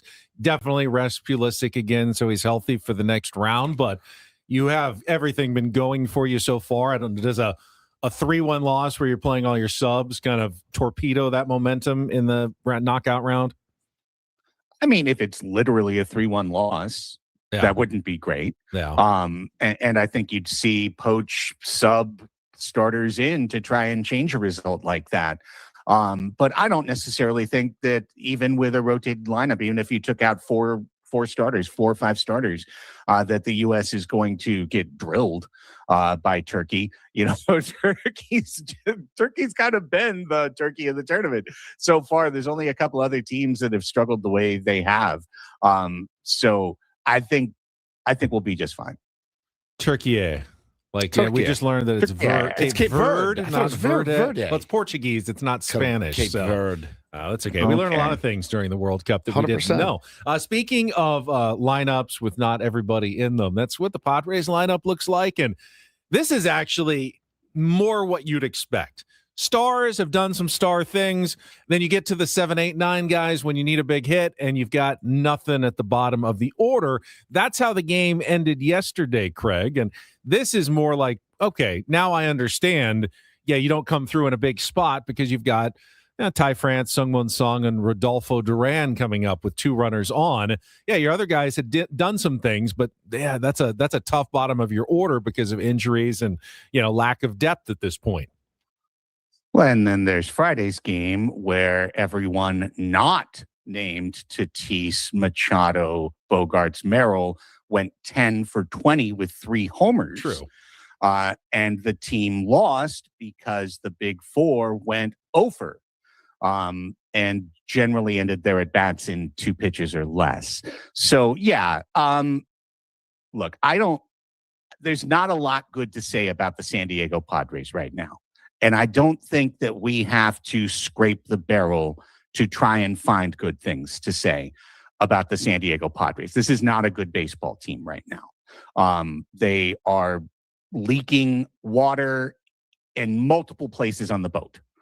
And it's pretty hard to say there's one thing other than Morejon and Miller that you can count on for the San Diego Padres. A team that has two good relievers and very little else is not going to be a winning team. The Padres have the worst record in the league over the last 25 games. But in the first 40 games, they went 24-16, and it was really hard to explain why. Yep. It's really easy to explain why the team has struggled the way that they have struggled so far in the last batch of 36 games. The starting pitching is really bad. The offense is terrible. Offense Simple as that. Is this? It's the thing. Is like we talk about it all the time. We belabor the point. Yes, they're not aesthetically pleasing to watch. They're also, their numbers aren't exactly great. We're in every game, purgatory-wise, Craig. We're always a swing away. It's hard for me to look at the starters and go, first of all, it's patchwork and it's bubblegum to get there with the Walker Buehlers of the world and the Giolitos, and you're throwing stuff at a wall. This team's in every game, I feel like. They're in every single game. And I think that's the most frustrating part. They're not dominant. They're in every game, but you don't have a lot of confidence. But you're one swing away for most of the game. You're white-knuckled watching this team. You're literally just edge of your seat, like, oh, my God. But they're in every game. So, I'm not saying, hey, we need to give the starters a pass, because I don't think we do. Lucas Giolito and Randy Vasquez and those guys, they got to be better. They got to quit walking guys. And they need to learn to field their position better. You think about some of the games they've lost the last couple of days. It's like, guys, you're throwing these games away. You got to make these plays that little leaguers make half the time. And so it's just hard, because I feel like they're gritting and grinding it out, and we're a swing away. It's really frustrating. Nothing that you said is untrue. And I know that we've got about 4 minutes left in this segment. So let me just hit a couple of things really quick in succession. The Padres have given up 38 quality starts against, and brutal. That's in 70 games where a starting pitcher started.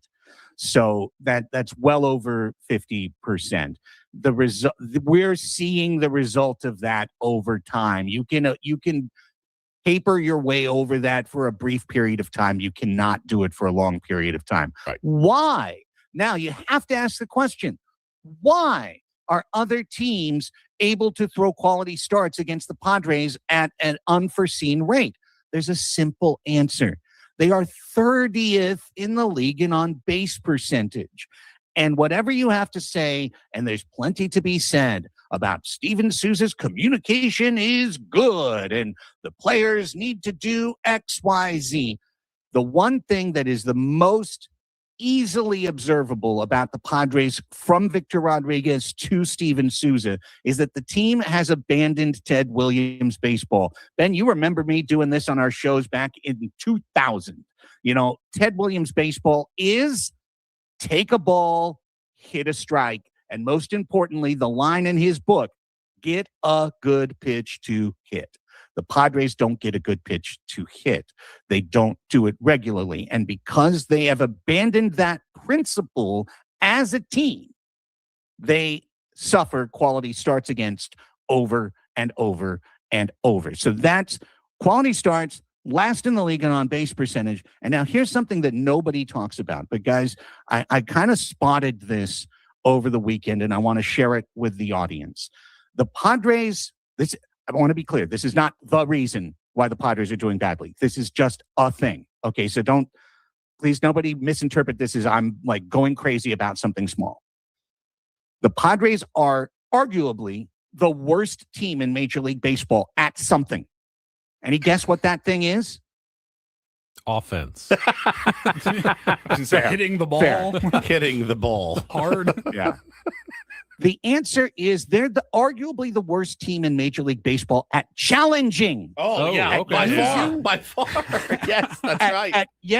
At using the ABS system. And their biggest problem is timidity. Yes. It is timidity, gentlemen. Here, quick numbers. The Padres are tied with Milwaukee for the fewest offensive ABS challenges, 52. They've only tapped the helmet as an offense 52 times. By comparison, The Twins have the most. They have 101, almost twice as many. The middle team has 73, okay? Now, does that mean the Padres are the worst at challenging offensively? No, they're 44%. 4 points under the average, but not the worst. Actually, the 20th worst. But on defense, the Padres are the 7th best team in baseball at overturning calls. 63% of the time when the pitcher or the catcher has tapped the helmet, they have overturned the calls. However, they have only done this 83 times. That's the middle number for defense in the league. It's 46 behind the most aggressive team. So even though the Padres are actually better defensively at overturning calls than any of the 13 teams who are ahead of them, their total number of ABS challenges, offense and defense, 135, is fewer than all but 2 teams, Boston, Arizona. This is an inefficiency for this team. They are not keeping up to speed with the new game. They are leaving money on the table, and it only shows up in small ways. It's a strike here, a strike there. They're always saving it for the 9th inning. But sometimes, and we saw it with Cincinnati in town, we've seen it with other teams, sometimes getting that call in the middle of an at-bat changes the whole inning. It's such a great point. And let me ask you guys this, and I'll let the fans see if they agree. Are your heads sore at the end of the game? Because I find myself 9 times during the day going like this hard on the top of my head, going, challenge it. Tap your head. I'm screaming at the television. I'm doing this all game long and hitting my own head as if it will make some sort of difference. Why are you waiting? What are you holding on to it for? This was my favorite answer. Craig asked that question. What are the Padres worst at? And the guy just wrote baseball. Baseball? It laid me out. I'm giving myself a sore top of my head, slapping my head throughout the game while I'm watching. And I know we got to go, and I totally hear what you're saying. And I'm like, and I look at it and go, have they abandoned it, or is it? Like, there's so many different things they're doing wrong. They're missing mistakes. Number one, they're offering at mistakes, and they're missing them. Right? They're not hitting the mistakes.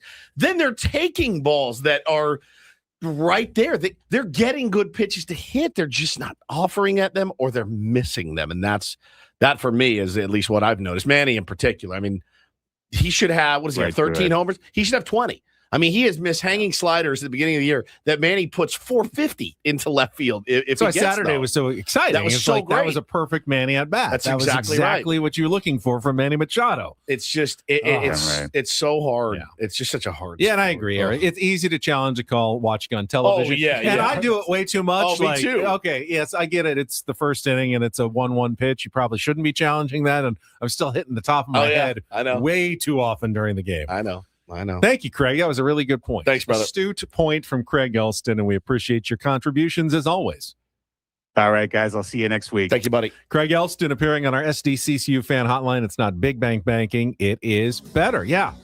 The hitters don't challenge. I don't know if it's maybe, Manny doesn't even like it. Tatis has done it once all year long. He's like, it's not even, he doesn't even think about it. He was 0 for 1. He's like, that's it for me. Xander was going for a while, and now he's kind of forgotten about it. No, it's like, okay. They're not good at it. They're definitely not strong. All right, we will come back. We've got Take on Woods. We've got Dennis Lynn all in our 8 o'clock hour coming up next with Ben Woods on San Diego's #1 sports station, 97.3 The Fan.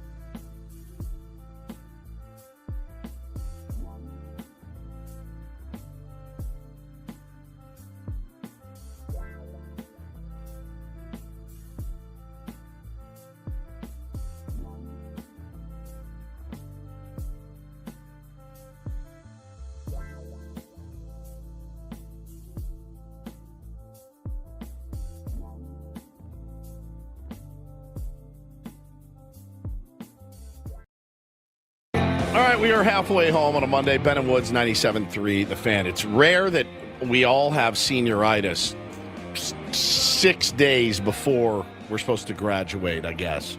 By graduate, I mean head to Chicago on Sunday. I had senioritis in my junior year of high school. Yeah, I guess I did too. But I'm usually like, hey, listen, let's focus on the task at hand. And, we'll get there. We'll get through the week. That's all I'm thinking about. You're such a hardo about it with me, too. I am such a hardo. Oh, you're the vacation. You are starting to look for signs like a month out. Ben, are you looking ahead to your golf trip? You look distracted there. You're thinking about golf trip. What are you searching on the internet right now during the break? I'll Ben? see him over there on his phone, and I'm like, what are you doing? Oh, you're looking at your Eat Her app, looking for somewhere to eat while you're in Oregon next month. Yeah, he just called me a hardo, by the way. I don't think I've ever been so proud in my life. I'm going to tell you right now, I'm you right now. That's all I'm thinking about. I'm pretty excited. I was driving in this morning going,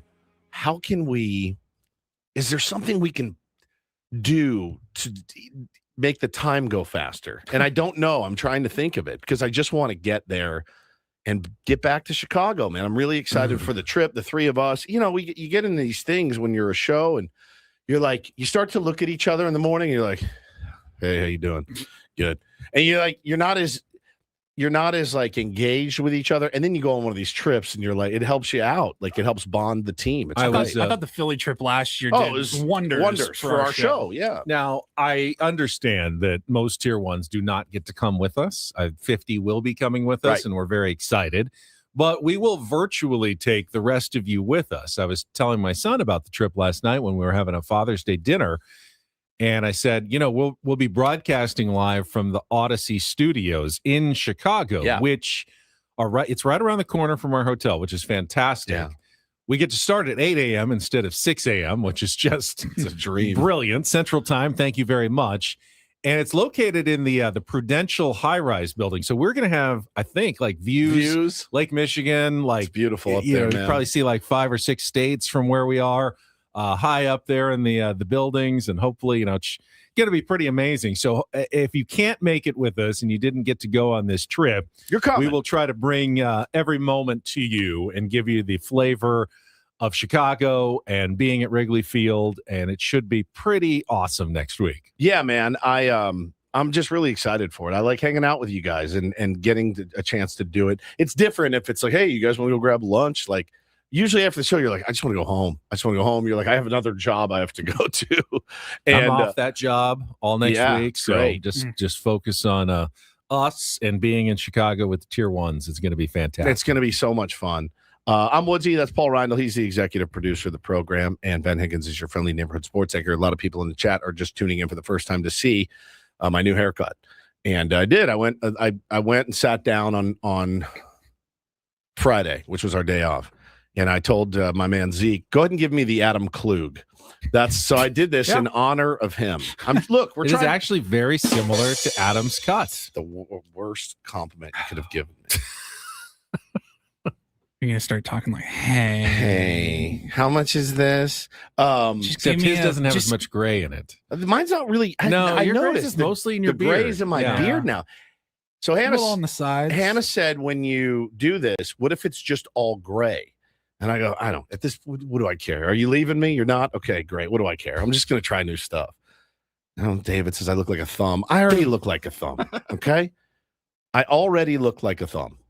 Do I look like more of a thumb now than I did? Just a little bit more. Really? Well, you have a little more forehead now showing. And 5 head. 5 head. Yeah, which is the thumb. I can see it. Part is the forehead. You know the worst part that you forget about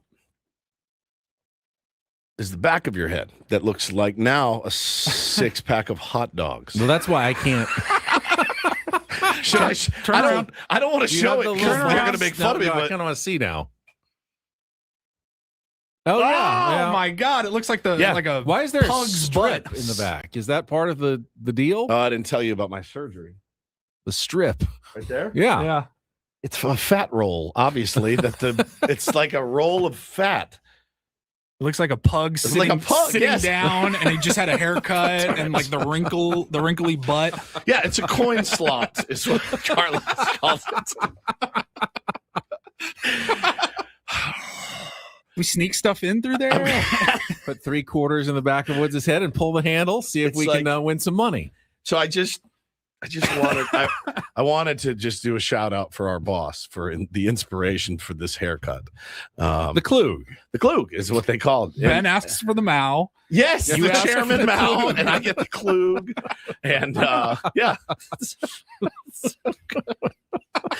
I'm glad I'm here for all of your amusement. You've driven me to therapy and not meds yet. Not quite there yet. But how do our barbers Zeke and Juan think about our discussions of our hair on this program? I mean, Zeke did a good job at the end of the day. You did what you asked. Dude, you want the Klug? Here you go, man. I'd be giving you the Klug. I've been asked twice this morning if you're having a midlife crisis. No, I live constantly in a midlife crisis. Constantly. I was going to say, do you think you've already had it? Is it still to come? Ben, it's constant. It's a constant struggle for self-realization, peace, inner peace, calm. It's never going to end. I know who I am, but I try to and I'm not trying to be like a Buddhist monk or anything with this haircut. I just needed a change. I just wanted an energy flip, right?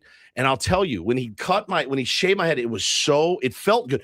The wind was blowing in. I go, ooh, that's nice. When I was playing ball yesterday, I mean, I had the worst game of my life, but you take your batting helmet off and you're like, oh, it was nice. It just felt good. And it was just time for a change. I do miss the feeling of like just rubbing my hand like along the back, like my neck right after it's been buzzed. Again, like I said, when I put sunglasses on, I look pretty tough. Now I look like a nerd right now, but when someone's security guard, just more like, don't mess with that guy. He looks crazy. It does lend if you had aviators on, you'd be a cop. Yeah, well, I was. We got Private Woods. I see. Yeah. We got it. The kids, needed a talking to this weekend, and I did feel that it came off a little scarier with the shaved head than it did before. Certainly. Now, I thought you were going to say they couldn't take you seriously while you were disciplining they were like, them. They were like more full scared. Price for your haircut, or do you get a discount when it's just the buzz? Good, because Adam says you would have done it for free. See, and you think Zeke even said, dude, everybody thinks they can do their own. They can't. You need to come in. I'm like, all right, well, that's you telling me I need to use your service. I mean, if I was a hairdresser, I would say the same thing. Right. But I think we say the same thing about podcasters. Everyone thinks they can do their own show. Oh, yeah. Until you actually get a mic. Until you actually try it, it's much harder than you realize. Yeah, it's in college, we would all buzz each other's hair. We're like, hey, can you clean up the back for me? It feels more freeing, and I like it. I do. I'm pretty happy with it. It is jarring when you walk by the mirror because you forget that it's there. But well, we talked about the back of your head. Let's talk about the front of your face now. For those of you that aren't on social media, we were in the front yard on Friday, killing time, waiting for my kids' grandmother to come, and my kids and my wife and her.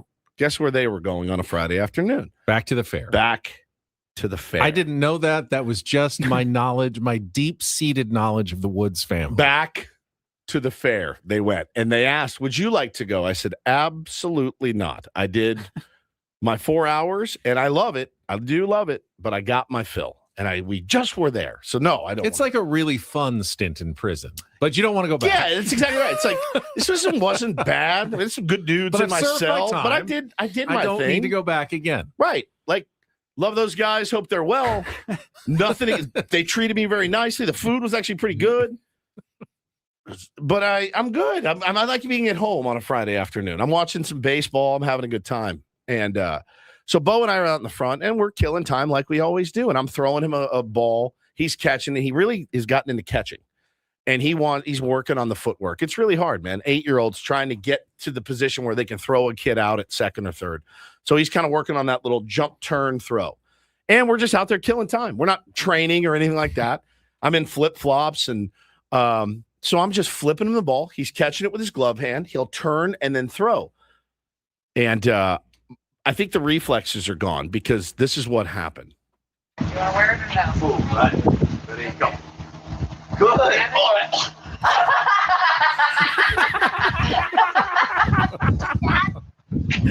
So he hits me. You took it. I mean, he hits me square. Looked like the nose almost. It was in the throat. Oh, got you in the throat. Right in the Adam's apple. Like dead on in the neck. Adam's apple. Got me. The Klug apple, as I call it.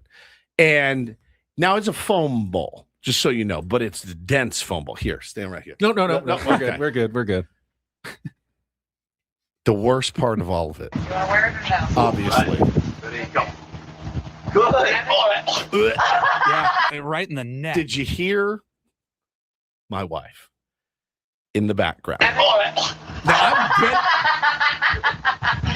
I hear, "Oh, are you okay, honey?" Is that what she's? No, is that what that is Play translated it to? again. Maybe. Hey, are you okay? That ball hit you in the throat. Yeah. You want to wear it or no? Right. Ready, go. Good.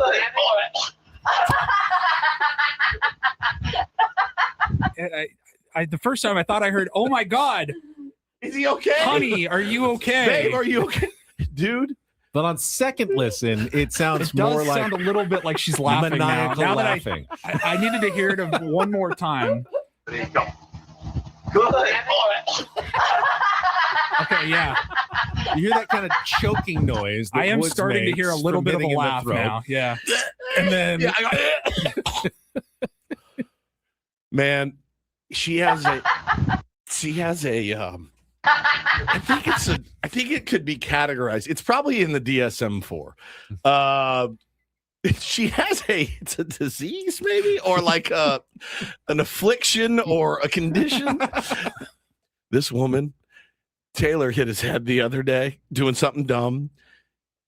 She was laughing so hard she almost snotted. Oh my God. Hey, she has this thing when she sees one of us go down and we're like, she starts laughing uncontrollably. And then once you start, there is no stopping. There's no stopping. Little Taylor, Bo didn't even move.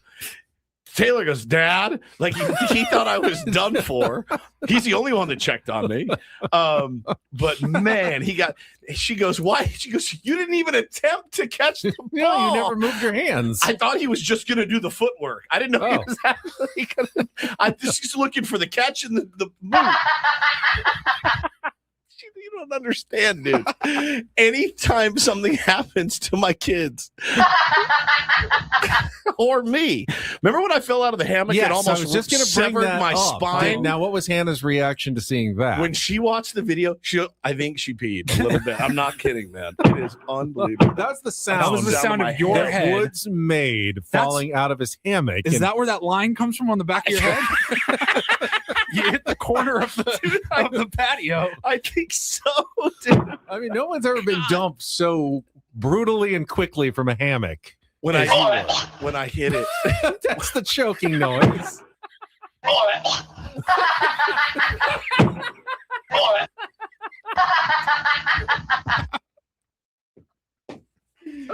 She was, what I'm telling you, dude, she was holding Taylor the other night, holding him, and like this. I'm like, stop! What are you laughing? He's in pain. I go, you have a disease. What is it called? There's got to be. Oh, God. You know, if you have arachnophobia, you're scared of heights. You're agoraphobic. You're afraid of closed places. Schadenfreude in German. Is that what it is? It's taking pleasure at the misfortune of others. She has it. She has the worst case of Schadenfreude that has ever been. If she sees somebody fall or get injured, she thinks it's the funniest thing. She thinks it's the funniest. I'll never forget when we first started dating. Oh, God. We were walking downtown somewhere. We were on staycation, I think, and I tripped. She fell to her knees in laughter. And I'm like, we're kind of new dating. And I'm like red-faced, embarrassed. And then I start to get mad. I'm like, it's not funny. No, it is. It's really, I could have really been hurt. What did she say the first time she saw your Wipeout video? Why do you bring that up? Sorry, this is. Haven't we pissed all over me enough today? Anything else you want me to? You're so sensitive about that one. And is there anything else you want me to show my gut to the fans? You're so sensitive about that one. You can laugh at yourself so easily. about everything else. But when Wipeout gets brought up, you really it's a sore point for Stephen Woods over there. Is that slowed down? Slowed down loud. The fact that everything gets caught on camera at your house is also just you set yourself up for it. It hurt, dude. It did. It got me. It was like if he hit me in the shoulder, it wouldn't have hurt at all. He got me Just right right in the Adam's. But to make lemonade from lemons, pretty good footwork and throw. Actually pretty solid. I mean, that's for the really kid. where you're aiming on the target, and you got your right square on. What does she have? I need somebody to identify it. I don't think Schadenfreude works. Not quite. It's a phobia, not a phobia. It's a symptom.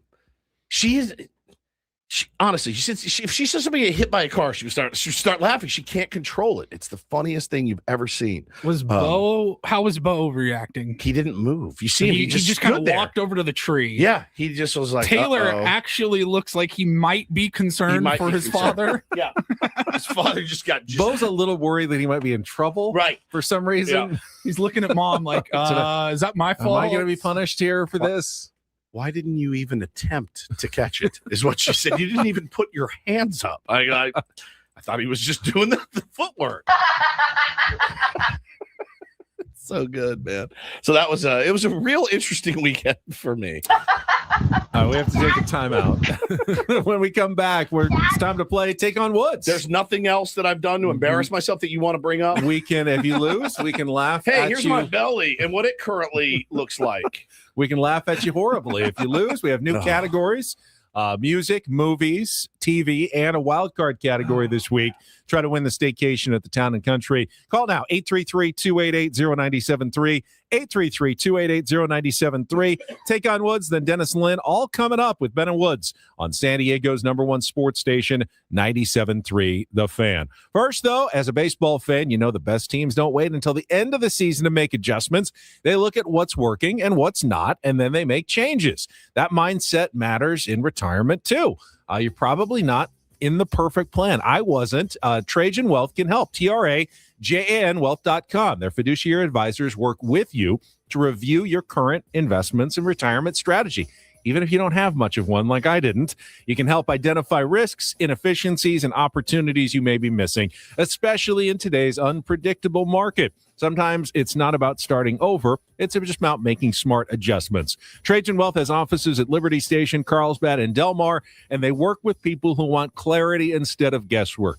If it's been a while since you reviewed your plan, now is a great time. Start by calling 1-855-TRAJAN1. That's 1-855-TRAJAN1. And when you're ready, everything starts at TRAJANwealth.com. Trajan Wealth. Plan smarter. Dream bigger. Advisory services through Trajan Wealth LLC. Additional services through Trajan Estate and Trajan Tax. Actual client. Paid advertisement. Additional disclosures at TrajanWealth.com.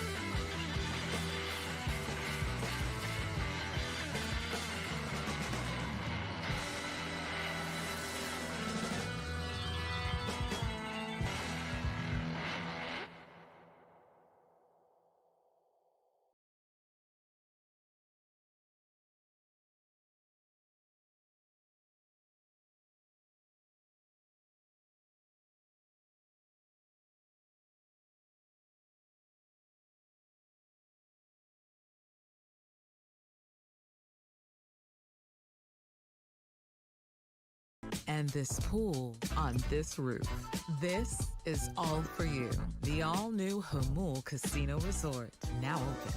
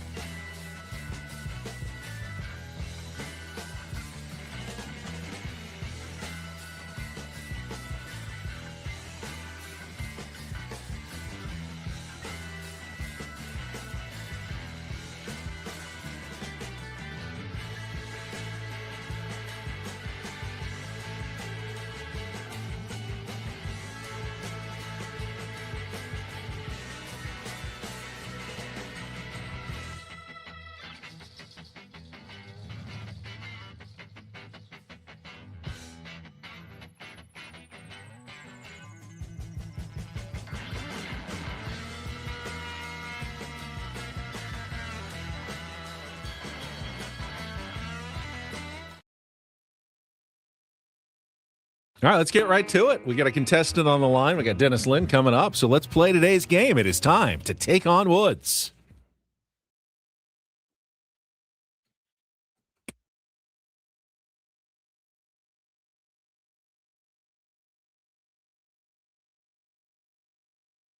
Take on Woods, brought to you by Bay Alarm, security and fire alarms for every business. We got you, and usually at least once a month, Guy gets in, and he has gotten in today. Good morning, Guy.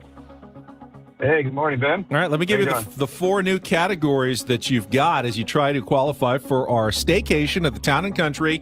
Check out their 3 pools, their water slide with the special fan rates starting $199 per night at towncountry.com/thefan. And again, also includes the $250 food and beverage credit. All right, we've got music this week is called Road Warriors.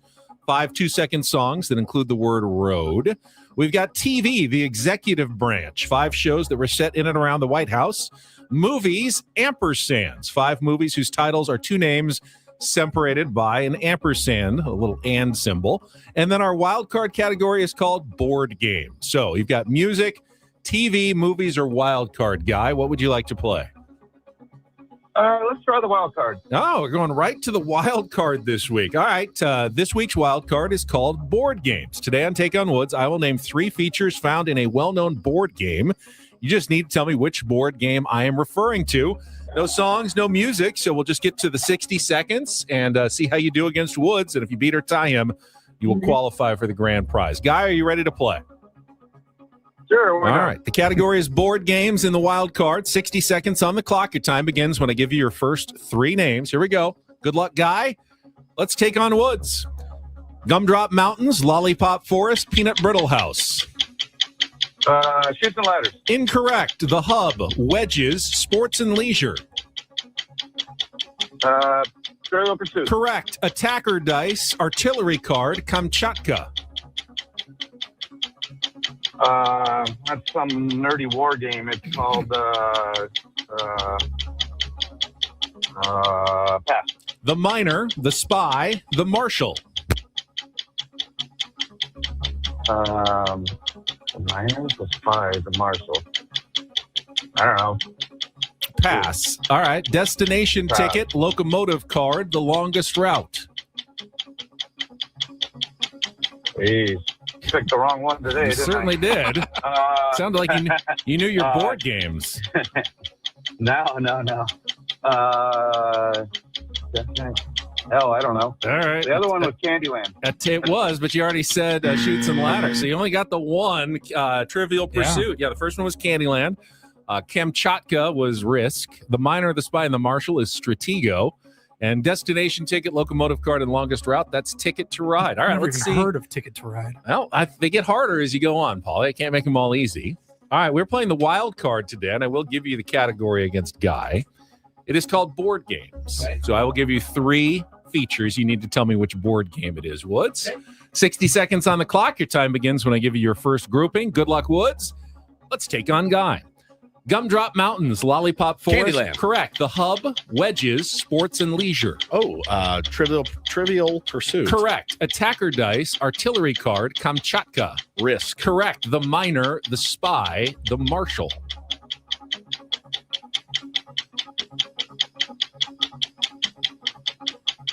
Pass. Destination ticket, locomotive card, the longest route. Life? Incorrect. F. The Minor, the Spy, the Marshal. The Wild West. Stratego. Oh, never played You it. never played Stratego, but you did win 3-1 in our wild card. So 1 for 1 this week. Woods gets a victory. What an idiot. You loser. Get Hannah's laugh in there, too. Most cutting laugh. Sorry, guys. Is that the new punishment for a loss? That's elite. It's like evil. It's, dude, Paulie, It's when not, you see not it, evil. It's like menacing. if you If you ever fall down Piercing. in front of her or like sit down half on your show, she will die. She makes you feel this big, bro. Oh man, I can't wait to, like, next time I'm hanging out with both you and Hannah, I'm gonna like shoot a spit wad at do you, something. trip you, Do something. give you a wedgie or something. What was the minor one? Stratego. What was the other one? Risk. Ticket to Ride is the last Never one. even heard it's of a little slightly newer, That's what maybe I like said. 25 years old. But Is that right? I played with my kids all the time growing up. Never heard of it. I just had this. I know we have to go, but I just had this convo. I hate board games. I thought you'd be Oh. terrible at that one, but you still won. You got 3 right. I So hate them. yeah, I didn't have a lot of hope for you there, and you still ended up with a victory. It's like a parental deficiency. A guy definitely said, I guess I picked the wrong category. I just figured when he went with that he knew his board games. Yeah, But, for sure. oh, there were a lot of people in the chat who got a lot of them. I saw a lot of correct answers in our YouTube Guy chat. only got one. You only got the one. He said Shoots and Ridiculous. Ladders instead of Candyland. Oh, that's a good. Similar guess. game, Yeah. obviously, but the candy makes the whole difference. My kids love them, dude. And I'm like, oh, your mom will play. I'm the worst. You don't. Is it the patience? Is it what? You guess. don't I don't have, know. I think you it's the sitting still and I just. Yeah. You're more of an outdoor activity. I hate them. I hate them. So I actually am more of a lay on my ass and watch TV guy than that. But aren't we all? Yeah. All right, let's take a time out. When we come back, we will go inside the Padres with our Linsider, Dennis Lin from The Athletic, coming up next on San Diego's #1 sports station, 97.3 The Fan. First, though, I want to tell you about the program that I use to lose 40 pounds in 60 days. And I know you say, that sounds kind of impossible. It's not. You can do the same. You can lose up to a pound of fat per day, 10 to 20% of your body weight in 2 months, thanks to SDFatLoss.com. It's a program based on eating real foods, not shakes or bars, stuff from the grocery store. I ate a lot of chicken, ate some steak, ate some ahi tuna. They tell you kind of when and where, how much to eat. And if you can follow the program, and I could, you can lose weight real fast without the expensive injections that you're going to have to stay on for months, years, $3,000 to $5,000 a year in cost for a lot of people. This is a one-time fee, and if you sign up now at sdfatloss.com, get your free consultation, take $200 off that fee as well. Their spring special, even though I know summer's getting started, we'll still take $200 off the program, get you into a new you before 3/4 of the year is done. How about that? No more New Year's resolutions going into 2027. Thanks to sdfatloss.com and their effective program at sdfatloss.com. Results may vary.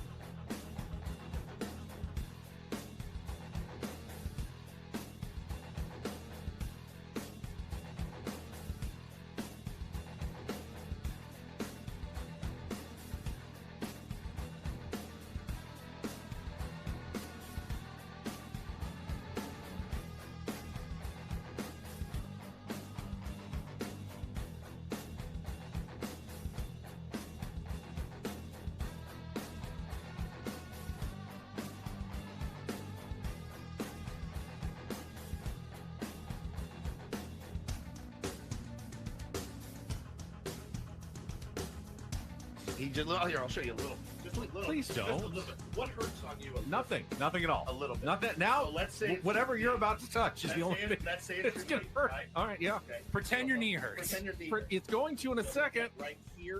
Oh, that is not pleasant.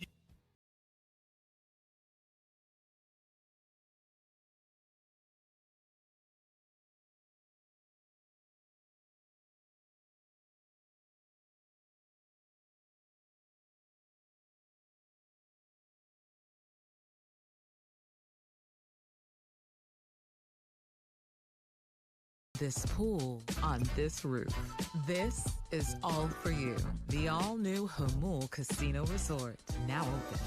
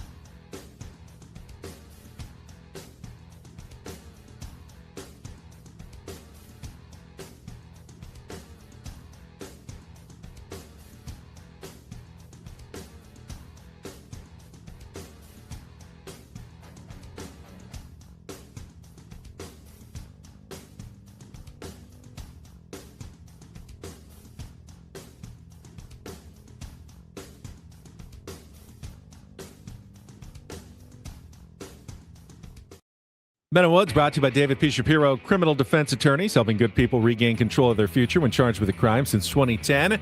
Visit davidpshapirolaw.com. Got our Lynn Sider, Dennis Lynn, standing by. Paulie, if you would get to the open, please. Happy Monday, Padres fans. It's time to discuss the weekend that was for the Padres with our Ben and Woods Lynn Sider, Dennis Lynn from The Athletic. Brought to you by Hamul Casino Resort. Hey, player, the rooftop pool's open. Day passes are available, and the spa is calling your name. Hamul Casino Resort, the player's place.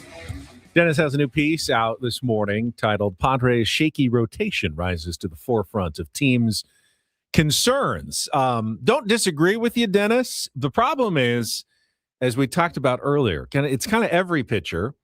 And they're not all so bad that you're just out of every game. Right. So it makes it difficult to figure out, like, who do we replace and who do we replace them with in order to make this team better? I mean, do you see a move coming up within the next week or so, a rotation change for the Padres? Well, we asked Craig Stammen if he expects Lucas Giolito to make his next turn in the rotation, whether that's a start or as a bulk guy, and he said he does. So, yeah, maybe not. They have an off day coming up, so it's not like these guys are going to be overworked, and they haven't been overworked because they're not pitching deep into games.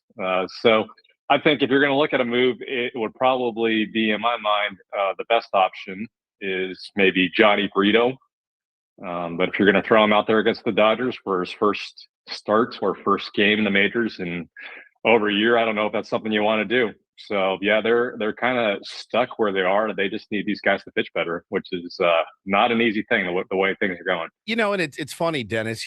Craig has I asked him about Steven Souza Jr. Is it time for a new voice? No, I don't think so. I mean, I don't know that he or really any manager is going to be the type to say while someone's still on the roster or employed is, yeah, that's probably it for him. That's probably it for Lucas. But you can't deny and he has not been effective. He really somebody tweeted, and this could be dead on accurate. He hasn't really been effective for more than like 3 pitches at a time since he's been a San Diego Padre. And I certainly understand the lack of a spring training, but now it rears its head. Oh, so this is why nobody wanted him, right? I mean, that's kind of how we're all feeling at this point. And I know fans are very reactionary, and we would fire everyone to the sun after one bad game, myself included. But, they do have options finally. And are you going to miss a Lucas Giolito if he goes? Well, that's the thing. Do they actually have options? I'm looking in the minors, and yeah, I mean, German Marquez has been rehabbing, making rehab starts. Matt Waldron days in the organization are probably numbered. Yeah. JP Sears is like a 9 ERA. Oh, cool. I totally forgot he was here. Yeah, things are great. And the next start's against the Dodgers, if I'm not mistaken. His next turn in the rotation would be against the Dodgers. How do you run him out there? Or I guess in that case, German Marquez, JP Sears. Maybe we don't have options, and Giolito is the best at what we have right now. Yeah, maybe you just chalk it up as a game you're not likely going to win, though that's not a place the Padres want to be right now when every game counts so much. I mean, this upcoming homestand, I know it's hyperbole at this point, and it's a long season and all that, but it's summertime now, and the trade deadline's a little over a month away, and you've got to prove something if you're going to actually buy. So I think, they have some tough calls coming up. I don't know if Giolito's going to make that turn, and I think, you're right. Craig's probably not going to tell us exactly what they're going to do at this point, but I just still thought the fact that he said, yes, I do expect him to make his next turn was interesting. Last Wednesday, Craig Stammen joined our program, and Woods asked him about keeping Manny Machado, in the top 3 or 4 of the order and whether or not it might be time to move him down. I know a lot of people have asked that question. You wrote about it as well, but it did feel like on Saturday after the game that Stammen was almost talking directly to Woods when he said, that's why I don't move Manny Machado down in the order. Thank you very much. What was your reaction to kind of Craig's comments after Manny hit the home run in the 10th? Yeah, I think I might include me and Kevin Acey in that yes address, because we had asked him after the game, after the cameras were off, just about some line of things, and he kind of went through his thinking. He said one thing I thought was interesting, just kind of paraphrasing, is he said he doesn't think there's a big difference between batting Manny third and batting fifth, or just for that matter, any player. I mean, I might disagree with that, but you have to keep in mind this is Manny Machado. He's making the most money in the organization. He hasn't batted fifth since I think like August 2024. And that's when the Padres had like the deepest offense, it felt like, in the majors. Yeah. So yeah, it's a tough spot that he's in. He's managing his friend, his former teammate. This is a guy, Manny, he's already had 5 Padres managers, and each manager kind of has to tread a little cautiously around Manny, just the way they handle him. So that's part of it. It's an interesting dynamic, but especially for Craig, because again, he played with the guy. But I think it's also kind of the same general question that you have about, if you're going to put Lucas Giolito on the IL or DFA him, it's like, who do you replace him with? Like, who do you replace Manny with in the lineup? Yeah, That's maybe it. Gavin Sheets for a couple games here and there, but still, this is your best hope, and you got 7.5 years left on Manny Machado's contract. So you want him engaged, you want him happy. I think you need him to, start hitting like Manny Machado if you're going to go anywhere this season. So this is the best course they've determined, and I know it doesn't always look pretty, and it probably pisses off a lot of fans at times, but I don't know what the alternative is at times too. Yeah, it's different. I wonder in LA. Then they did finally move Mookie down. Mookie's hitting 215 right now. Now again, the argument you can always bring up is Mookie's got all the rings. Fine. Oh, and you're right. I see Dodger fans complaining way too much about Mookie Betts polishing their rings. But, he was hitting second, batting about 170 for a time. They did finally move him down, but again, they moved him to fourth. I wonder if it's couched the same way in L.A. as, Dave Roberts is afraid of Mookie Betts, afraid to move him down. They've got all this money invested, or is it just the villain Manny Machado? I don't know. He's your greatest power threat right now, which isn't saying much on this team. He's the guy that has the most home runs, so it sometimes makes sense to me. Sometimes, like after Friday night, it doesn't. Yeah, and obviously the Dodgers have the deepest lineup probably in the National League, and they could hit him seventh. They could hit Mookie Betts seventh, and maybe that's their beef. Is like you have 6 other players outperforming him. Why are you managing and massaging his ego? Hitting him second or fourth, even for that matter. But it's certainly couched differently. Yeah, it feels different this year, right? Because you saw Zach Wheeler throw Manny Machado 9 straight fastballs. Yeah. So guys are just straight up challenging him at times. And keep things in perspective. Let's not go crazy over his 10th inning home run the other day. It's off Joe Ross, who, to be honest, I didn't know he was still in the league. Same. So, yeah, so Skip Schumacher's having some bullpen issues. He's managing shorthanded too. But the Padres, speaking of shorthanded, they have like 4 guys or 5 guys, it feels like, at this point in the lineup who are the guys who are picked off, the waiver wire or, AAA guys at the start of the season. So they really just don't have many options. And again, they need to get them going. I don't know if you're going to move them down to 5th or 6th, is that really going to get them going? Maybe. But again, I think you just have to look at just the broader, bigger picture, and the Padres are trying to win a war here, and I don't think that's a battle that Craig Stan is inclined to pick right now. That's a good point. Dennis Lynn from The Athletic is our guest, our Linsider on Mondays, and I think we're guilty of it as well. We harp on the players that are not performing, like Manny Machado. Once they start performing, we kind of ignore them. And Fernando Tatis Jr. has certainly turned around his season offensively. Have we looked into exactly why? We see the stance kind of opened up again. Has he said anything in terms of what is seemingly working so much better right now? Even though, obviously, caveat, the home run numbers aren't up, but everything else looks pretty good from Tatis. I do notice, Ben and Dennis, too, the body language experts have been remarkably quiet over the last 6-7 weeks. Remarkably quiet, almost like they don't tweet anymore. Yeah, it helps when he's hitting three whatever he's hitting over the past month or whatever, right? But I'll give him credit. He hasn't, there hasn't been as much, I guess you could call it pouting this year overall, even when he wasn't hitting home runs. He's made it a point, I think, and I know the coaching staff talked to him about it in the offseason. Craig Stammen talked to him about it in the offseason. Try to just be a little more positive, try to realize that his body language does affect the rest of the team, and he's got a remarkable ability to kind of bring guys with him, whether for good or bad.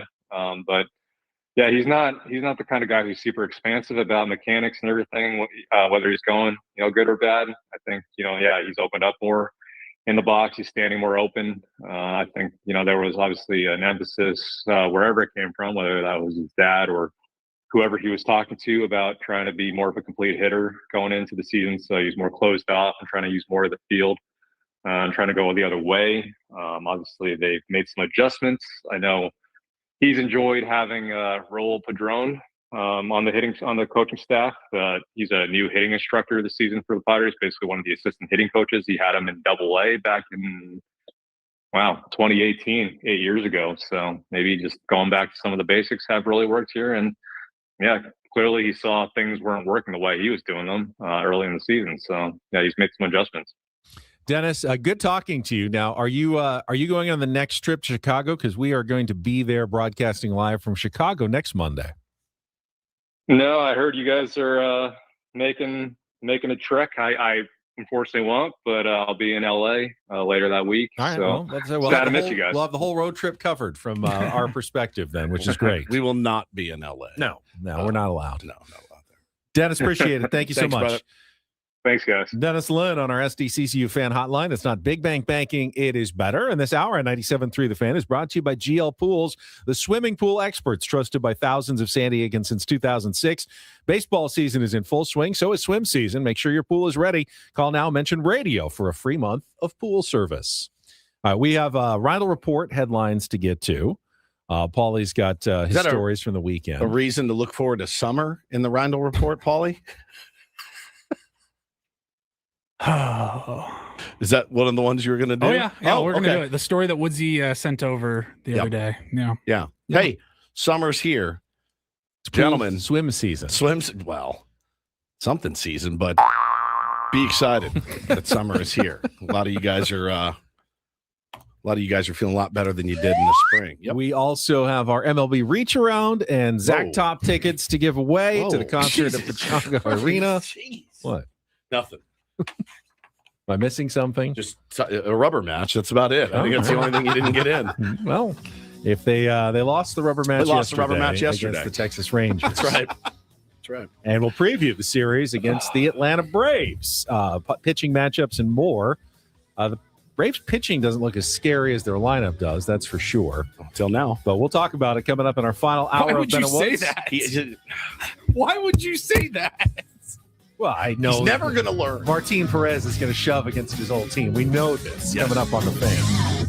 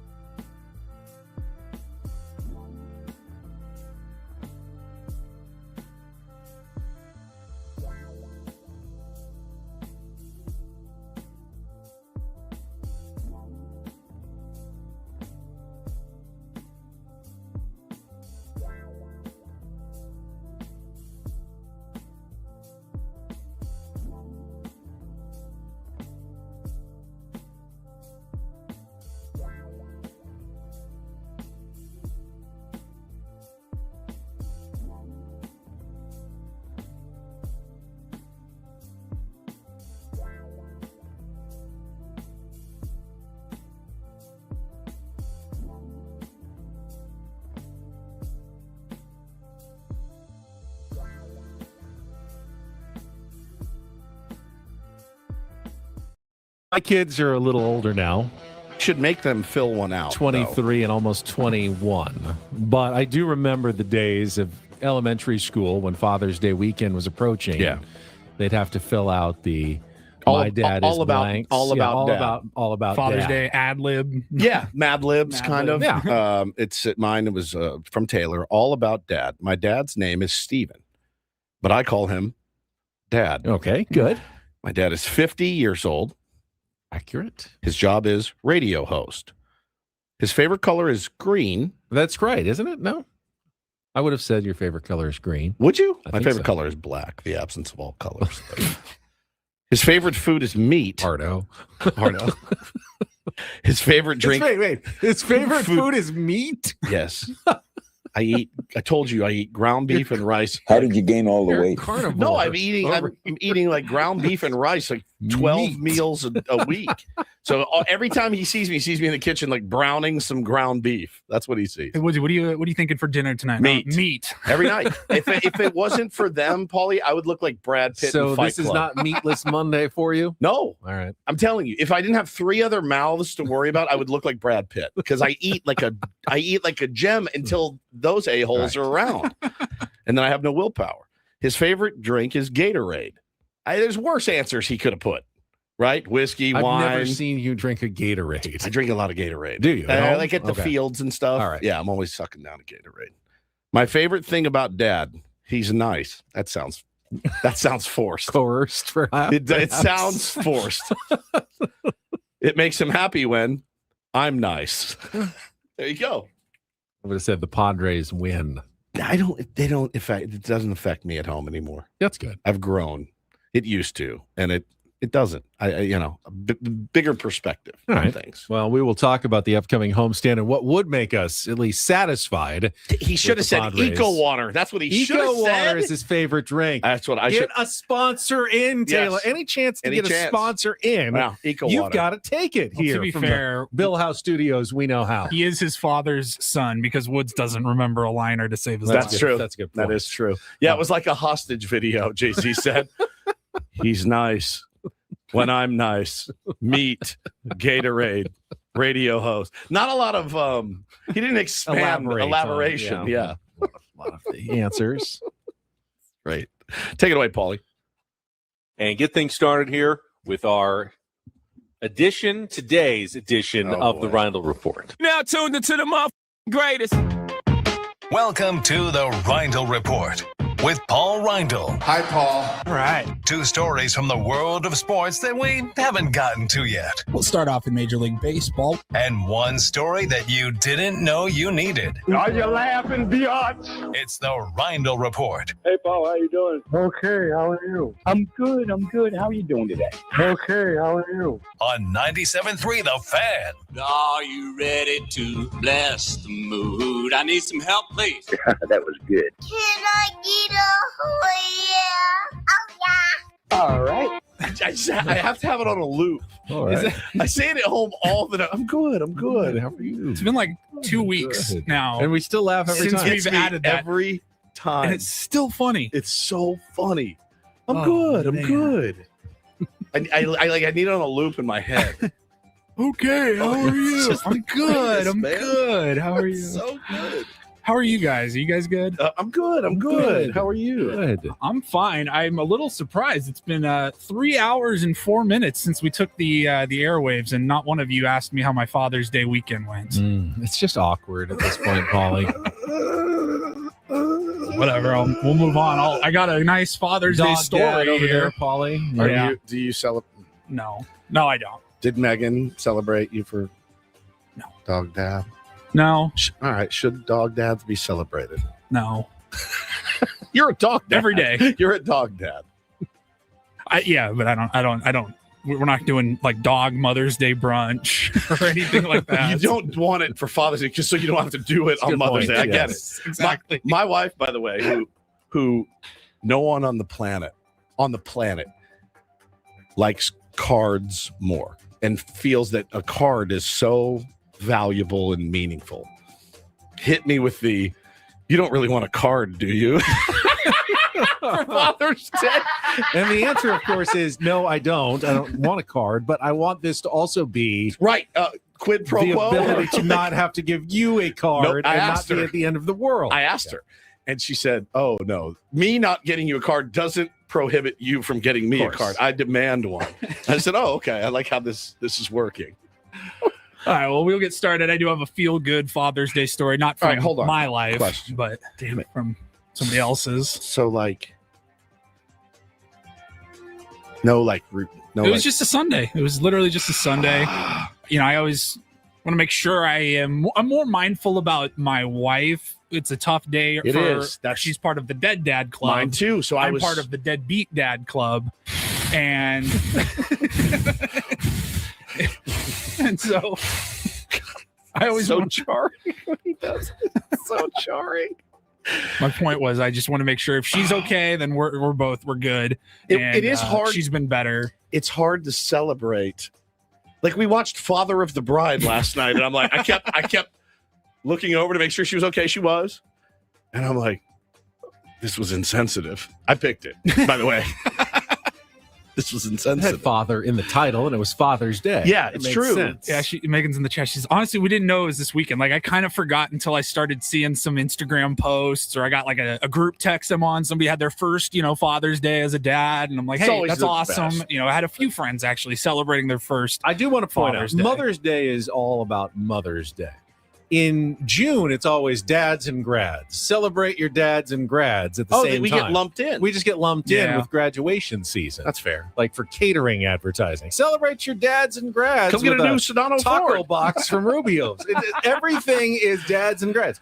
New Sedano Ford. That's right. That's right. Oh, we can start actually in the world of golf. I'll let Benny have his moment here because I need to learn more about Miles Russell. I have never heard of this guy. He was actually making his major debut this past weekend at the U.S. Open at Shinnecock Hills. Just finishing high school. He's going to Florida State next year. Yeah, and really cool moment as he was finishing up his round. This was yesterday, and I believe it was on the 18th hole. Yeah, he had his caddy, so he's making his. It's Sunday of his major debut. Made the cut, which is incredible for a kid that young. Exactly. And so on the final hole of his first major of his career, his dad was standing there watching, following him along all day, and he actually had his caddy remove his caddy vest or whatever, the pullover vest, and he handed it over to his dad. And so Miles had his dad become his caddy just for the 18th hole, and father and son got to walk up the 18th of the U.S. Open. So sick. On his first weekend there as a pro. I would love to do that for my dad. I would have to get in the U.S. Open first, which is going to be tough for me. It was a great moment. He surprised him. His dad didn't know he was going to do it. But he had alerted like the broadcast news, so they were ready to show it on camera as he walked up. Now, Miles Russell, he qualified for the U.S. Open through the actual qualifier. Do you know who his caddy was for the qualifier? Tiger Woods. Charlie Woods. Charlie Woods. His Tiger's son is his good friend Charlie. His Charlie Woods was Miles Russell's caddy, not for the U.S. Open, but for the qualifier. Qualifying? He carried the bag around for Miles. That's pretty cool. Two of the top young players in the country. And Charlie's going where? Charlie is, where is he going? Is he one more year before he goes to college, or? It's all right. You can look That's it all up. right. Yeah, you figure it out and you let us know. No, he's also going to Florida State, so they'll be teammates. Yeah, they both committed together. We don't talk a ton about the ladies of basketball, but the WNBA is still in full swing and had a really cool moment yesterday. It was, now, I'm not totally sure on how this works, but it's the 30th anniversary season for the WNBA. Right. Even though it was 29 years ago yesterday that the game was played. The first ever WNBA game was played 29 years ago yesterday. It was the New York Liberty and the LA Sparks. And those two teams met yesterday on the anniversary to celebrate the WNBA's 30th season. And so they had 30 years, man. And I saw some of the highlights. I saw Lisa Leslie and a bunch of these legends were there at Crypto.com Arena. And so with, let's see here, there was 7 seconds left when the Liberty, New York took a 97-95 lead, a 2-point lead with 7 seconds to go in LA, and the Sparks were able to find a way. Pretty awesome moment to wrap up the game. 2-point game, 8 seconds to go. Here is Wheeler up the floor. Wheeler with 3. Wheeler gives it up. Agumake for the win. You bet. You bet. What a fitting finish to the 30th anniversary game. LA with the walk-off win. I thought he stuttered. I thought he blew it. He said, what a fitting finish. I thought he was like a fitting finish. Neka Agumake, who is she's been around forever. She's the president of the Players Association, so she was doing a lot of the front-facing media opportunities when they were having their labor negotiations and all that, and she just happened to get open there at the last second, hits the buzzer beater on a pretty special night for the WNBA. Labor negotiations is something I think we are going to talk about tomorrow on the Ben and Woods program. Yeah. We need a little time and a little bit more research, but some Guess news. what? News It's not going away. We've got the news. We've got plenty of time. The news that broke on Friday when we were out was pretty insane. Yeah, I mean, insane. again, take every proposal with a grain of for salt. sure. None of these are actually going to come to pass. I sure hope at the not. end. I sure hope not. I can't believe I saw people advocating in favor of, eliminating levels of the minor leagues. I really couldn't believe it. Yeah, we'll dive into that tomorrow for 100%. sure. One other just NBA story while we're talking a little bit of hoops. The draft is tomorrow night, as we said earlier, and Shams Charania from ESPN had quite a bit of news earlier this morning saying it's just a matter of when, but Giannis Antetokounmpo will be traded, he said, from the Milwaukee Bucks before tomorrow night's NBA draft. So sometime today or tomorrow. He said the Boston Celtics and the Miami Heat are going to be the 2 finalists for the Giannis trade. Who's the number 1 pick, Benjamin? AJ DeBanza, for sure, probably. Yeah, it's not him or Darren Peterson. It's not 100% sure, but I'm just going to buy some of their cards. Yeah, good luck. Yeah, you don't make that. We can watch that draft tomorrow night on ABC 10 in San Diego. Look at you.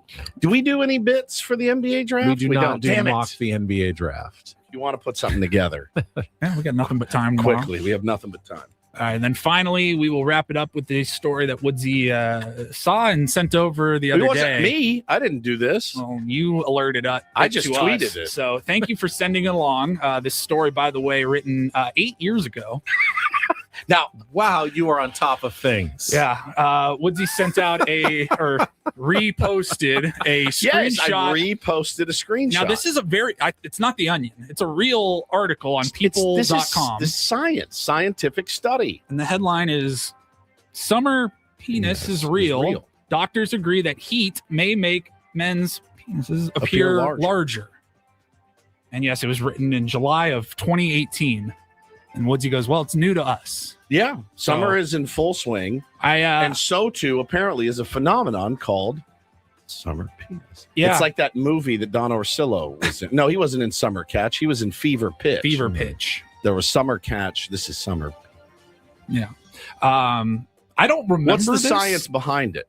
Well, so the People magazine story here says the internet has been abuzz about the idea that body part appears to be larger in the summer and smaller in the winter. Right. And I go, I don't remember that internet craze. I don't remember everyone talking about everyone this. remembers the Seinfeld episode. Oh, yeah, shrinkage. I was in the pool. Wouldn't the opposite then necessarily have to be true? Warmage. Couldn't it just go back to normal? This is that they're actually saying in like a anything that's so you have anything in which temperature affects size. Hold on, you have your baseline. Okay, Right. your baseline. Now your baseline's a little different than other people's baseline. If going colder makes something smaller, wouldn't it logically stand go back to normal? That going warmer would make something bigger? If it can change sizes, why would it only change size in one direction? It should be able to change sizes in multiple directions. We've already established that it can shift its shape based on temperature. So, I mean, yeah, we have to do more research, but how do you do the research? You walk out and pull your pants down on a hot summer day. We need a study. We need 100 guys to sign up. We're going to put you in a room, and we're going to warm it up, and we're going to make observations. Yeah, there's no real scientific proof. There's it's a lot of they're calling it fluctuation and just like how do they a warmer environment could in theory have more an increase in blood flow, and it's more of a visual appearance, but nothing's actually getting bigger. What picture was on the stream? Oh, Ben. Oh, must have been taken in that. Now here's the deal. That was taken in the winter. Yes. What happens to you in the summer? I can't come to work today. I I'm can't wearing tell the same, you what. I'm actually wearing the same pants. Yeah, You just never know. It's like a cod piece. You look like Gene Simmons. You don't want to look at it too long. It's scary. Speak for yourself. Jesus Christ. Yeah, you don't have to wear a cup into work, man. This doctor said when it's hot outside, you may take in more water, which may, in combination with the sweating, make it appear like your body or some skin or a part could be bloated. And that may give you the perception that things are. This just is one of those, the more you know things. Frenchie said, I was in Palm Springs last week, was pleasantly surprised when I looked downstairs. Like he's in Palm Springs, it's warm. Hey, look at that. Let's write a piece about it. Yeah, let's write a piece about it for the internet. Thank you, Paulie. That was very informative. As always. As always. Happy to help. Happy Father's Day. Well, enjoy your summer. The rest of us. The Ben Higgins summer, as we call it. Hopefully. Summer of Ben. Summer of Ben. Let's take a quick time out. When we come back, we will get to our MLB Reacharound, look at the rest of the weekend in Major League Baseball, and we'll give away a couple of tickets to Zach Top at Pechanga Arena on September 17th. All coming up next on San Diego's #1 sports station, 97.3 The Fan. Gambling problem? Call 1-800-GAMBLER. GEGE 000-466. For a full list of games and rules, play at 7 Mile Casino. Visit 7milecasino.com. Well, beware, it's not super warm in 7 Mile Casino, just so you know. Yeah, it's comfortable. It's comfortable. Comfortable. So you're just average. You're just normal It's baseline. fine. Yeah.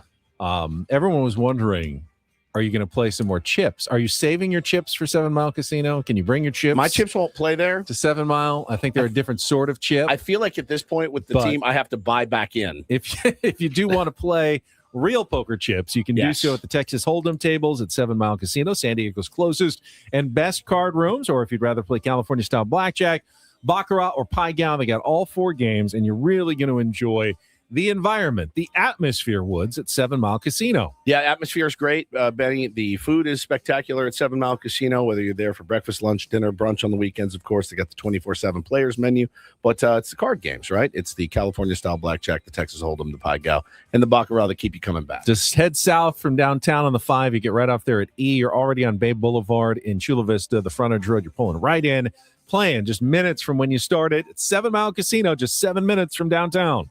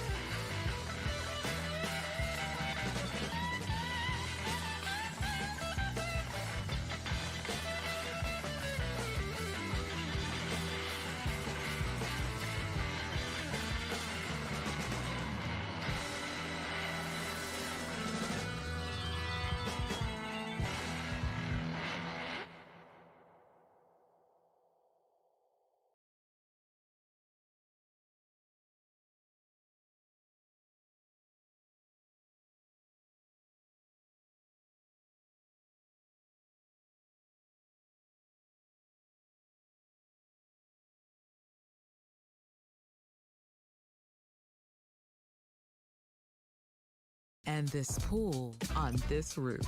This is all for you. The all-new Hamul Casino Resort, now open.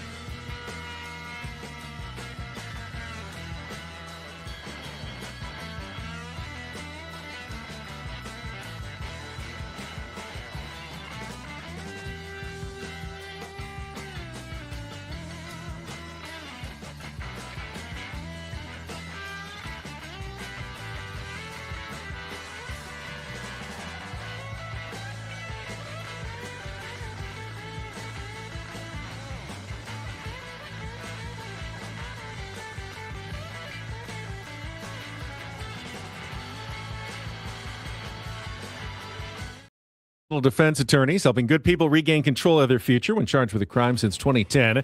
Visit davidpshapirolaw.com. Heard a promo there just a second ago on our break for a Draymond Green podcast. Oh, okay. Assuming that's Odyssey. I happened to run into Draymond's coach, Steve Kerr, this weekend when I was playing golf on Saturday. Name draw. A little bit. He was sitting there having lunch at the golf course, and I went up and said hello. It had been a while since I'd seen him in person. Yeah, you did. You interrupted his lunch. I did. Well, Dad saw him first and said he wants to say hi. Go over and say hello. So I did. How did your dad know that he wanted to say hi? Apparently, was he looking at you from across the room? Apparently, they spoke, and Steve said, "Your dad ran into him." My dad ran into him and said, "Go over and say hi to Steve Kerr." So I did. Got a big hug from Steve. You did a radio show with Steve I did. Kerr. For how I actually long? walked up to him and I said, I still can't believe you left our successful radio show for some half-baked coaching career. Did he laugh? How did that turn out for you? And he says, it went okay. Not bad. But he is returning to the Golden State Warriors, re-upped, I think, for 2 more seasons, trying to... Oh, he got a contract extension. He did get a contract extension. Is there so anybody he is on the coming planet back. that hasn't? Yeah. But, he gets more Draymond in his life. But it was good to see him. And it's been a while. Didn't make plans to have him on the show. We don't really talk a lot of Golden State Warriors basketball here. We would make an exception. We would. We've tried. It's not like we haven't tried to get him. We had him on. That was a long while ago. time. We had him on 8 years ago. Yes, you're right. We've tried him several times since. He goes full AJ Preller on you. He does not season. He does not return your texts. Yeah. Right? But even like Skip Schumacher went a little AJ Preller on us this week, although he finally did get back to Paulie and said they had a weird schedule and he had the family in town for Father's Day. They had like a weird weekday schedule last week where they played like Monday, Tuesday, off Wednesday, and then they finished the series on Thursday, which was weird. And then he said his family was in town for Father's Day weekend. I was like, dude, you're good. No worries. Yeah, you're fine. We could find an excuse to have him on at some point, even when the Padres aren't No, Skip. Oh. Even when the Padres aren't playing the Rangers. We could find an excuse to have Steve Kerr on, too. Anytime. It's Steve Kerr. Right. Well, I'll text him and he won't respond. You had him right there in the palm of your hand. You guys hugged. Yeah, we did. Pretty good So time. you should text him and be You don't like, really do business at the All right. golf course. That's right? exactly where you do business. text him right now. You Great saw him, when did you seeing see him? you. Yesterday, Saturday? Yeah, Saturday, yeah. Just Great say, hey, seeing Steve, you. great seeing you on Saturday. Glad to hear everything's going well. Would love to have you on the show. All right, I will do that after the MLB Reacharound, which we're getting to right now. They're doing the Reacharound. They're doing the Reacharound. Everybody's doing the Reacharound. Our look at the rest of Major League Baseball begins in the NL West, where things look grim for the Los Angeles Dodgers, who have lost back-to-back games for the first time since early May. Brutal. They got destroyed by the Orioles 12-1. Season's pretty much over at this point. Yeah. Shohei Ohtani did return from paternity with a home run on Saturday. They lost that game too, though. So they are in the torture chamber right now. Looks like things are pretty much bleak in Los Angeles. Many people are saying that to blow it up. Yeah, I would think so. Sell. After that. Performance against the Orioles. Yeah, sell at home, right? Yeah. Sell. Things are also bleak for the Arizona Diamondbacks, who not only lost a series to the Twins with a 4-2 loss yesterday, they've also lost a lot of starting pitching. Mike Soroka, the latest to go down over the weekend. So their rotation is starting to crumble a bit. We talked a little bit about the Giants' loss to the Marlins earlier, 2-1, and don't do this. The Marlins are surging. They swept the Giants and are now tied with the Padres, half a game behind the Chicago Cubs for the last playoff spot in the National League. I thought you weren't going to do playoff spots. I'm just giving perspective of where everybody is. How can I tell you the Marlins are surging without telling you where they are now? That's just kind of perspective. Where are we in a wild card? Half a game behind the Cubs. They took the wild. So we're out. Right now, out. Yeah, the Cubs took the wild card spot yesterday by not playing as they were rained out against the Blue Jays because, that's the way to gain ground right now in the wild card races. Don't play. Don't play. You'll probably pick up a half a game on the other team. Could we not play tonight out of protest? Probably would move up in the standings if that would work. The Phillies had a big weekend. Kyle Schwarber hit an upper deck home run after hitting 3 home runs on Saturday. And Bryce Harper hit a home run after hitting for the cycle on Saturday as they beat the Mets 6-2 yesterday. All I kept thinking about the other day, by the way, I think Schwarber the distances were insane, but he hit 3 bombs and Bryce Harper hit for the cycle in the same game. And I just kept thinking to myself, how much fun would that be to watch? A game like Bryce Harper, by the way, finished the cycle in the 5th inning. In the 5th inning on a very questionable triple, by the way, but very questionable. Score was very generous. If they had thrown to 30, he would have been out by 35 feet. Correct. But He bobbled it, or he threw home, or something. They threw home. They bobbled it and threw home. It was a double and third on the throw, but they gave it to him. It's kind of a cheap cycle. I would have. There's no cheap cycles, by the way. No, it was still 4 for 4 in 5 innings. But I kept thinking, how fun to be a Phillies fan watching that game. I mean, again. 3 bombs from Schwarber. It was the only other game like Luke Gehrig was involved when there was a 3-homer player and a cycle player in the same game. So awesome. Yeah. The Pirates needed a win to avoid a sweep by the Rockies. They got it 8-6. Brian Reynolds hit a 3-run home run. The Brewers topped the Braves 9-4. 8-run second inning for Milwaukee.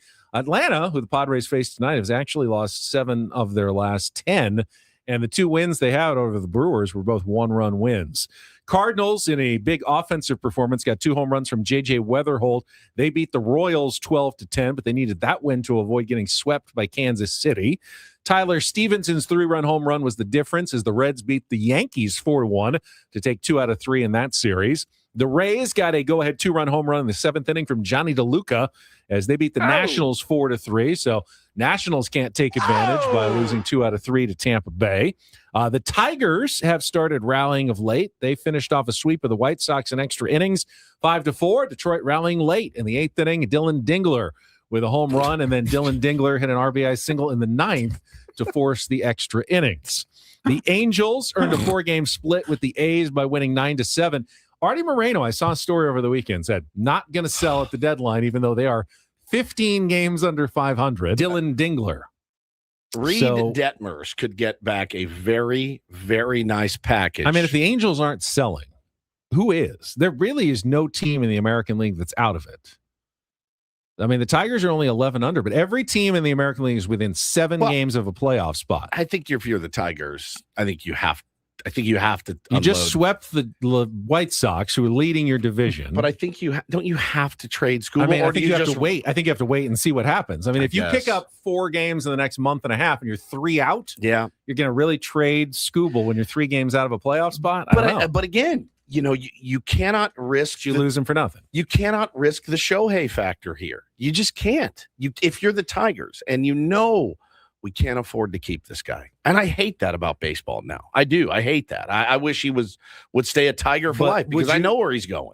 Would you have traded Dylan Cease last year if you were the Padres? Probably weren't going to keep him. Fighting for a playoff spot, but I probably wouldn't. You kept him. So, I mean, it's the same situation. I mean, obviously, Skubal is Cease plus, but yeah, they're different. But Cease got $200 million, and you let him get away for nothing because you wanted to keep him for the playoffs. And he threw well in the game he pitched in the playoffs. Yeah.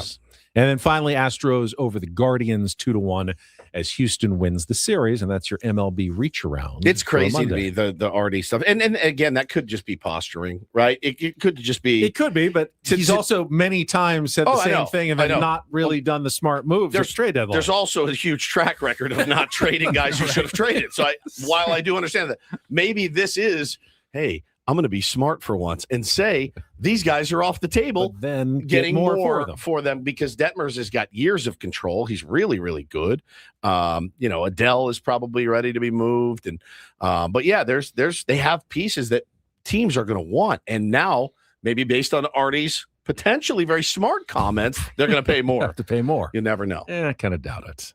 All right, it is time to give away some tickets. Zach Top is coming to Pechanga Arena on September 17th. Tickets are on sale now at axs.com, but you can win them by being the 4th caller right now at 833-288-0973, 833-288-0973. Call now.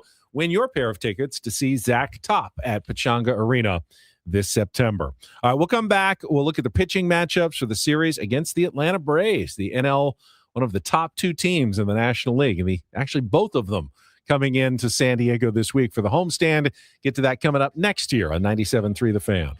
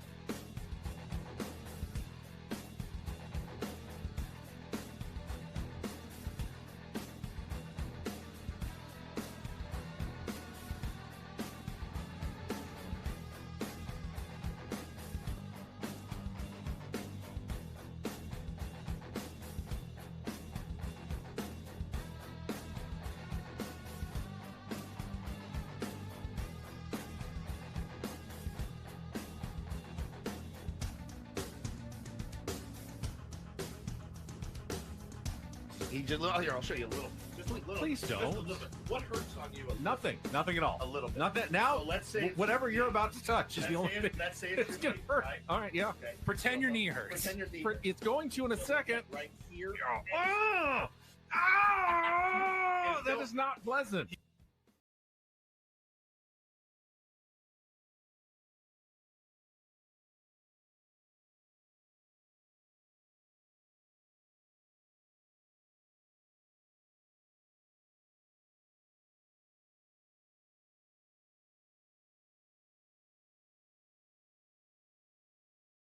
And this pool on this roof.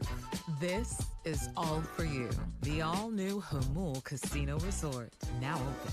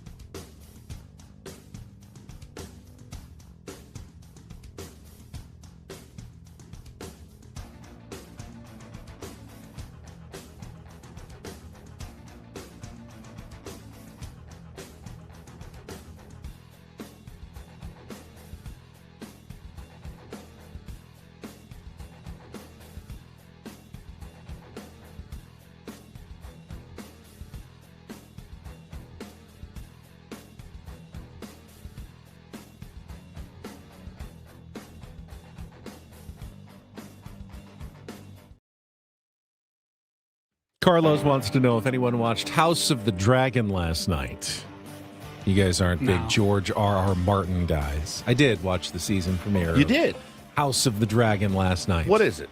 It's like a Game of Thrones prequel series on HBO. A prequel? Yeah. Okay.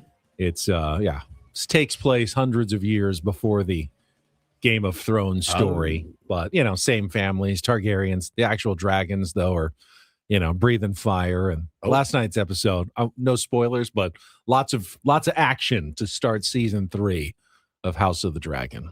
I started and finished a show on Netflix this weekend. I had not seen any of the Outlast shows. Have you guys seen any of them or heard of that? Outlast. It's like Netflix's version of Survivor, kind of. Nope. Where they put 16 people on. This one took place on an island. Previous seasons have taken place in Alaska. Okay. And you have to outlast in the elements. You are pretty much given nothing, but you have to be on a team. 10 minutes. There's a $1 million prize for the winning team, whether that's Not 4 enough. people or 2 people or whatever, because people drop off, people get eliminated. It's a game. They're like, all right, there's a note for the game. Each team has to lose one player, pick, stuff like that. And it was pretty crazy, like the mind games that go into it as well. And people are just for $1 million. It's like Survivor. It's just like Survivor. Yeah, I mean, there's the shows that are the strategy games like that and Survivor, and then there's, you guys ever watch Naked and Afraid? Incredible. Yeah, which is really just this is kind of like documenting how they do dropped into the wilderness without even clothes and go like survive now for a few days. It's like a mix of Survivor and Naked and Afraid, except they have clothes on. No chance. And it's pretty nuts. I was watching, they had one, it was like off the coast of Panama, I think, on an island, and then they had the Alaska ones, and I was like, I guess given the two choices, I would take the island. I'd rather be warm or have tropical rain than 30-degree cold. But the tropical creatures would be, your hog looks bigger, as we learned earlier. The tropical creatures, the snakes and the lizards and the insects, those would be very unpleasant. No, I did not. I've not heard of that, and I did not watch that. I didn't think you did. No. I tried the original Game of Thrones, and I made it mostly through the first season, and I was intrigued. Better than I expected. That little Prince Weasel. Yeah. He was Joffrey. I heard that guy's life was ruined. The Yeah, guy he that was so played him. good at playing a bad character that everyone just like they instinctively hated him when they saw him. They couldn't cast him in anything because they're like, this guy, no, it's unlikable. So I did watch some of it when it was all the rage, and then it lost me with a dragon.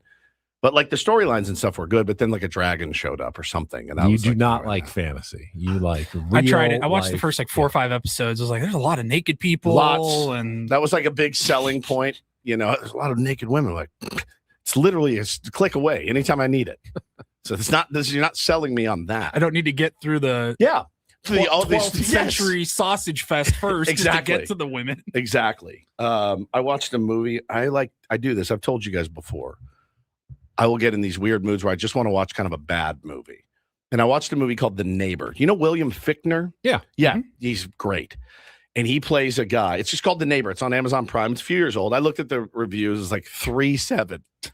But it was like really great acting. So I watched it. It's a guy that neighbor moves in. She's very attractive with her alcoholic, abusive husband. And he starts to fall for her and then throws his whole life away trying to white knight for her. And, you know, you'll see how it ends if you want to go suffer through it. But it was good. I liked it. It was a bad movie that was actually pretty good called The Neighbor. And he's great. I would watch him in anything. Yeah, he's always solid. He's incredible. But Fichtner, what's his name? William Fichtner. He's fantastic. You know him if you would absolutely know him if you saw him. He's in a lot of stuff. So if you are interested in soccer, we got another World Cup match starting in just a few minutes. Messi and Argentina are back in action. Of course, he had the hat trick in his first game. They're going to play Austria in the first, not Australia, Austria in the first match of the day. 4 matches today, then 4 more tomorrow. And then we get into the final rounds of group play with 6 matches on Wednesday and Thursday. Speaking of Australia, did we pull that audio?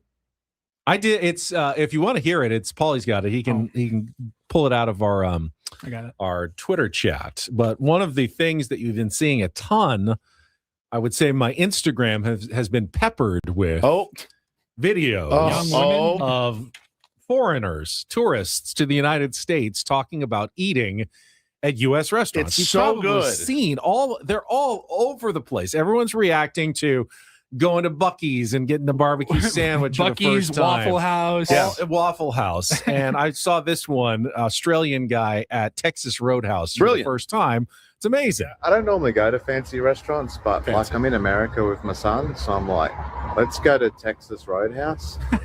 It's unbelievable. First of all, they give you these peanuts. You can eat as many as you want. She's like, yeah, just take a bag.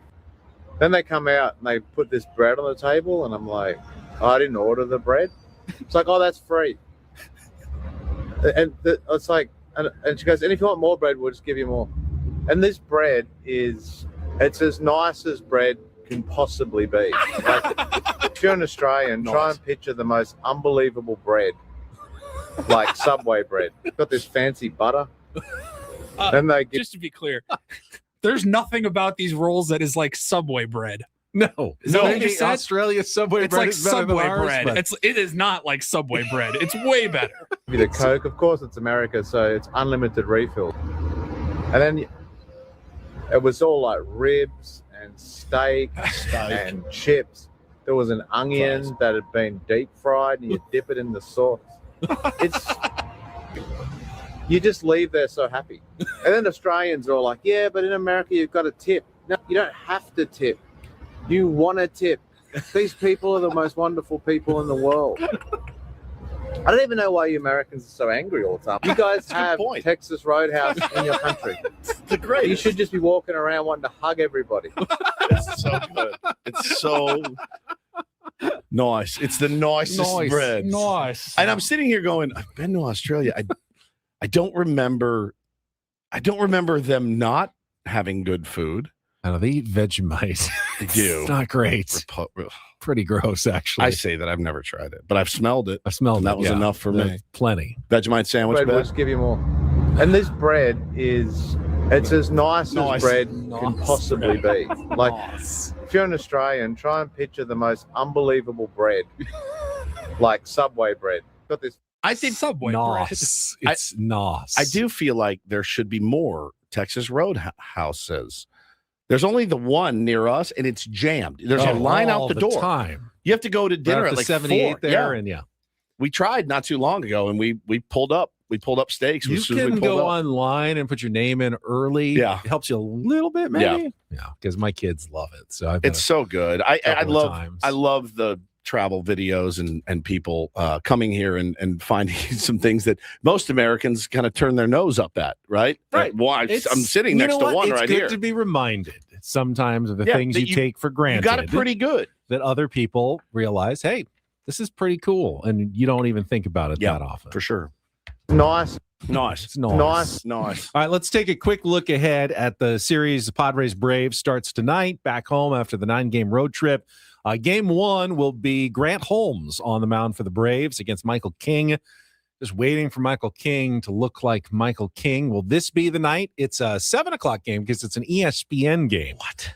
At least according to ESPN. I was trying to see if it was also on Padres.tv or if Don and Mud got the night off on MLB.com. It didn't mention it, so it might only be ESPN tonight. I'm not sure. Not 100% sure, but it'll definitely listening to be on one Jesse of the Agler. two for sure. And you can listen to Jesse Agler, who will, by the way, join us tomorrow at 8:35 on our SDCCU fan hotline. It's not Big Bang Banking, it's better.